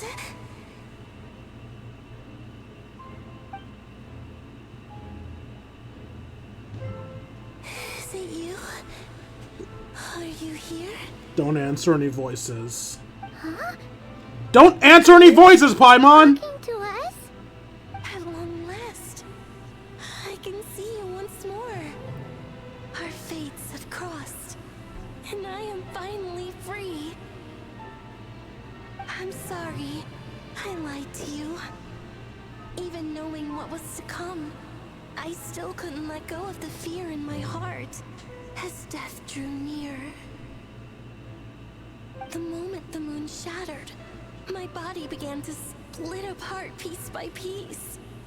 Like I was being cut into pieces by 1,000 blunt blades. Cut her life into pieces. As the cold crept in. But I could not bear to fade away like that. Tell me, what was it that brought you to us all that time ago? If only I had possessed your courage, then I might have been spared this torment more painful than death. You look so puzzled. That's how I felt too when I first saw you. But trust me when I say that everything happens for a reason. Farewell, Hypo. Oh, what'd you call her? What was that all about? Was that the goddess of the iridescent moon? Oh, it sounded like she was speaking to a long-lost friend. But none of us have ever met her before, right? Obviously, the old Frost Moon did. She took me for the goddess of the frost moon she once knew. For a fading soul like hers, our auras must be too similar to tell apart. But anyway, we've got the iridescent moon's marrow now. That should help you regain your strength, right? Alright, time to leave this place and meet back up with Arlecchino. Let's go!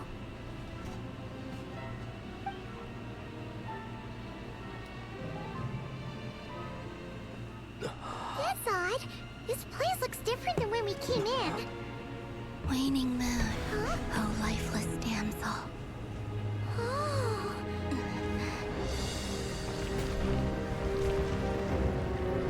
The moon's crumbling? Hurry! The place is collapsing! It wants to trap us here. Who's it? The abyss? Now we've taken the moon marrow. All that's left here is a dark will. It will show us no mercy.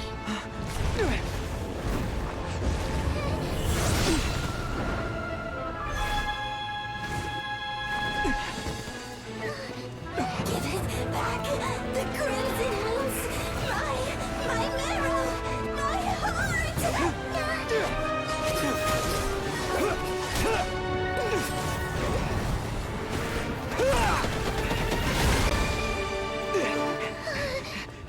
Finally! Huh? Oh no! The exit's blocked! They're back! Now what do we do? This is where you fall. Witness my rise. are you waiting for?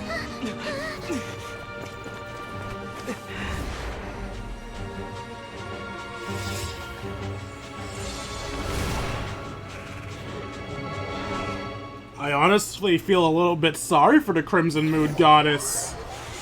I mean, yeah, we needed her marrow, but like, goddamn. Saying we took her heart almost feels like we're murdering her. Oh, we made it! Was that you, Arlecchino? Did you save us? Wait, your hands! They're... Oh, this? Don't worry. It's a small price to pay. The Abyss wanted to trap you inside, and I defied its will by bringing you out. No wonder it's a little angry. Is there anything I can do on turn? If I can purify abyssal power, maybe. No. I have paid the price, albeit a small one, and it cannot be undone. My hands have already fused with the Abyss. Purification would simply destroy whatever's left of them. But surely... Oh, we're so sorry, Arlecchino. Paimon can't believe you'd make a sacrifice like this for us. As much as I'd like to call it a favor, the truth is I was simply holding up my end of the deal. Well, Columbina. Yes, you did your part. And as promised, I will leave the iridescent moon's marrow in your care. From this day forth, may the two worlds' flames burn ever more brightly.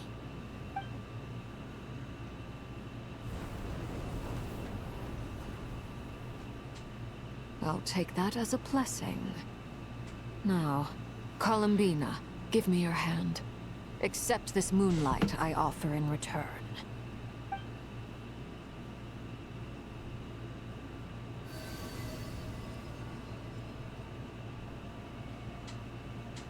Her light's so much brighter than the others I've seen.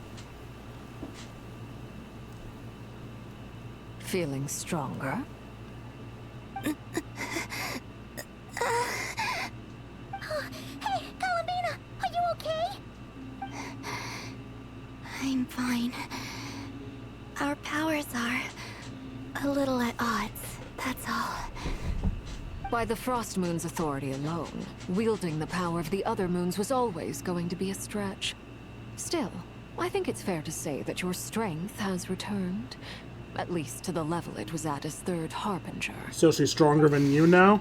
It's still not enough. There's no way I can hope to challenge Rayrier like this. Just one more ray of moonlight, if you would. Please, Columbina, don't push yourself too far. It's okay. I can take it.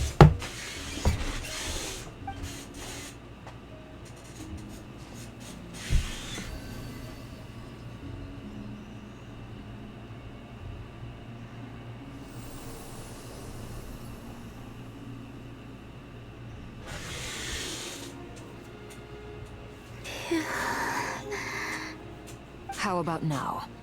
Fighting fit? At the very least, I won't have to stay hidden like before. I want to see him gone from Not Cry.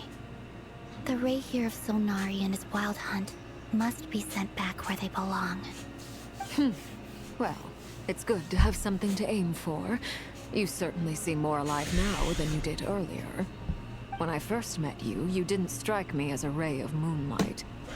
More like a wisp of fog drifting in from who knows where, ready to scatter at the first sign of a breeze. But now, you're full of vitality. Just like the Frost Moon, once the brightest of them all. May you keep shining, Columbina. This is who you are. Thank you. Look after yourself too, Arlecchino. I know you have plans of your own, and that's why you're always seeking to grow stronger. But whatever you're after, don't let the Abyss take a hold of you. I do not wish to see you go down the same path as Rayrier. I appreciate the concern, Columbina. Although perhaps it's time you took a new name. A new name? Kutar, the Moon Maiden, Columbina, they're nothing more than code names. They describe who she is and the roles she's played, but they're not her real name. We often use code names in the House of the Hearth, too. But it's knowing your real name that keeps you grounded. Up till now, you've been living a wandering life, so you've probably never really cared. Oh, is it time to know what her playable All I'll name's say gonna be? is this. Once you've defeated Rerir, give it some thought. All right, that's it from me. I'll get you back safely first, then go meet up with Sandrone. You're the best! Let us know next time you need a hand. We'll be sure to return the favor. I appreciate the gesture. It speaks to your good character. Anyway, let's get going. There are more urgent things to do right now than trade compliments.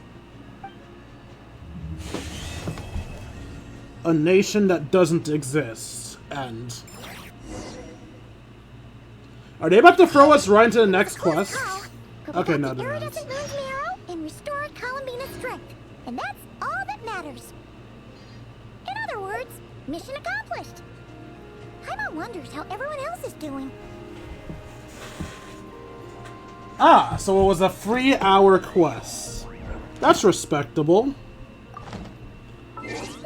Of course, if I really wanted to, I could do the next 3-hour quest too, but, no.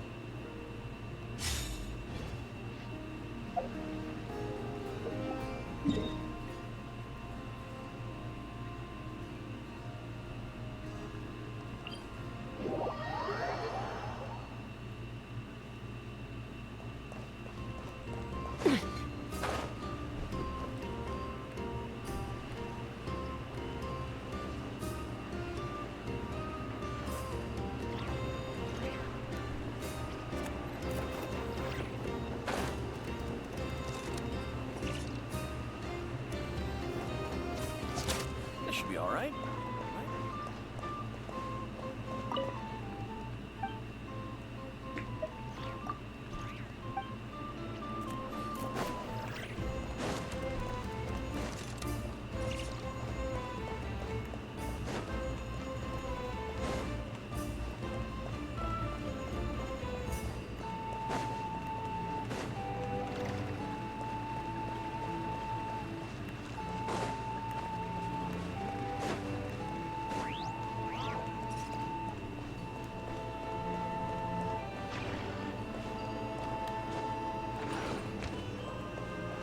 It's so hard remembering my way around this damn town.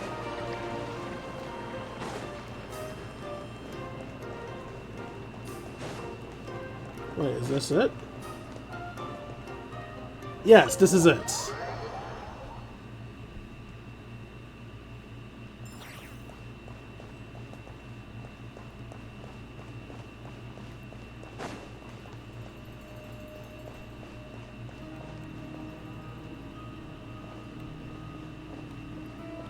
We can't sit in Nefer's chair. She'll just stand in front of it as I pull for her.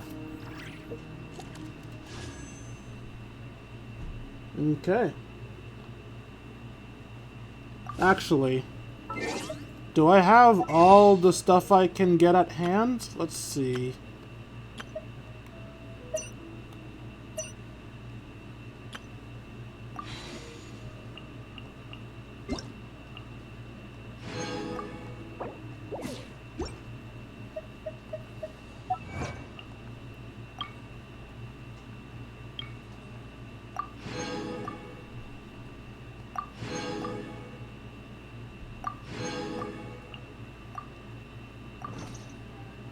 When you lose your way, gaining some altitude can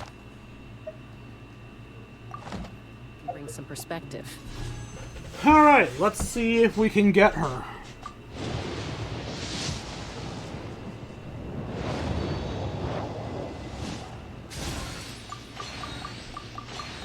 Honestly, not worth doing the slow thing.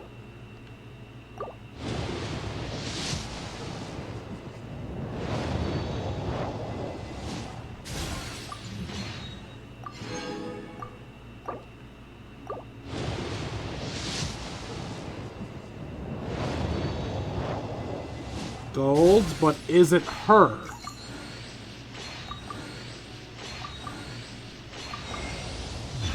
It is not her, it is Dea.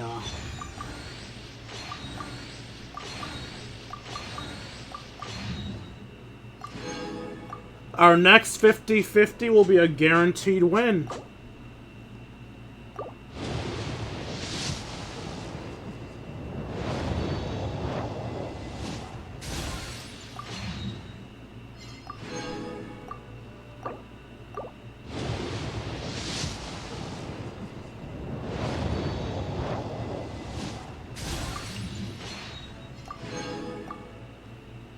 One more 10 pull.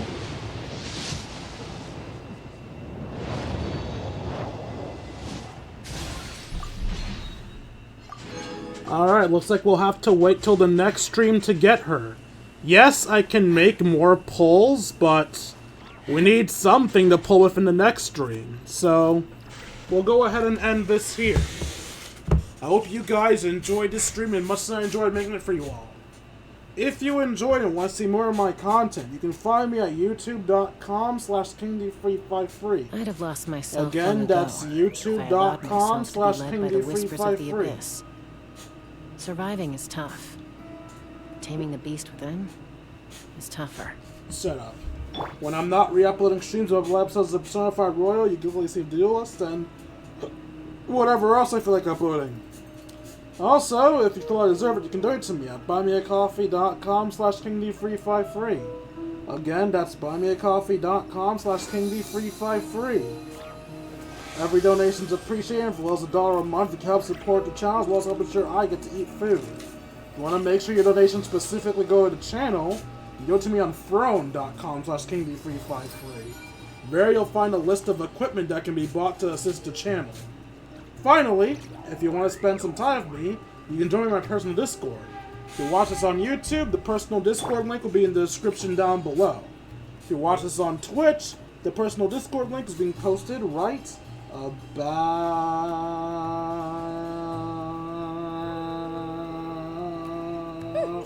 now. Once you're there, we will chat, play video games, share memes, and have ourselves a grand old time. Like, comment, and subscribe, and I'll see all of you beautiful people later. Deuces, Kingdom. Now, let's see who we can raid.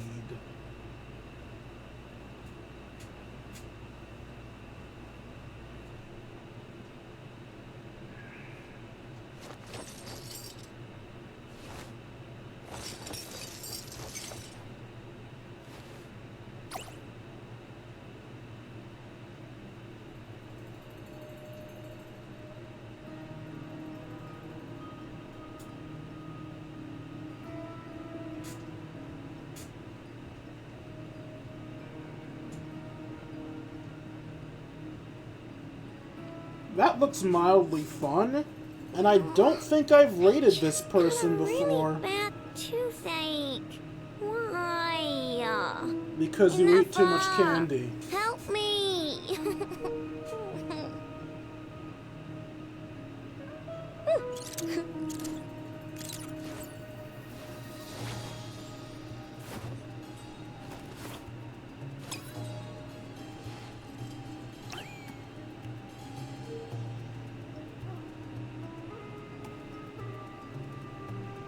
Oops.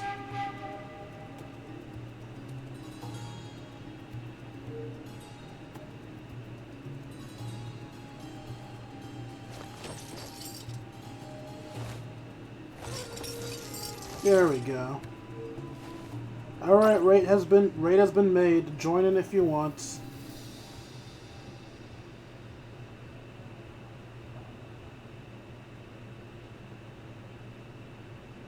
Alright then. Charge, my kingdom!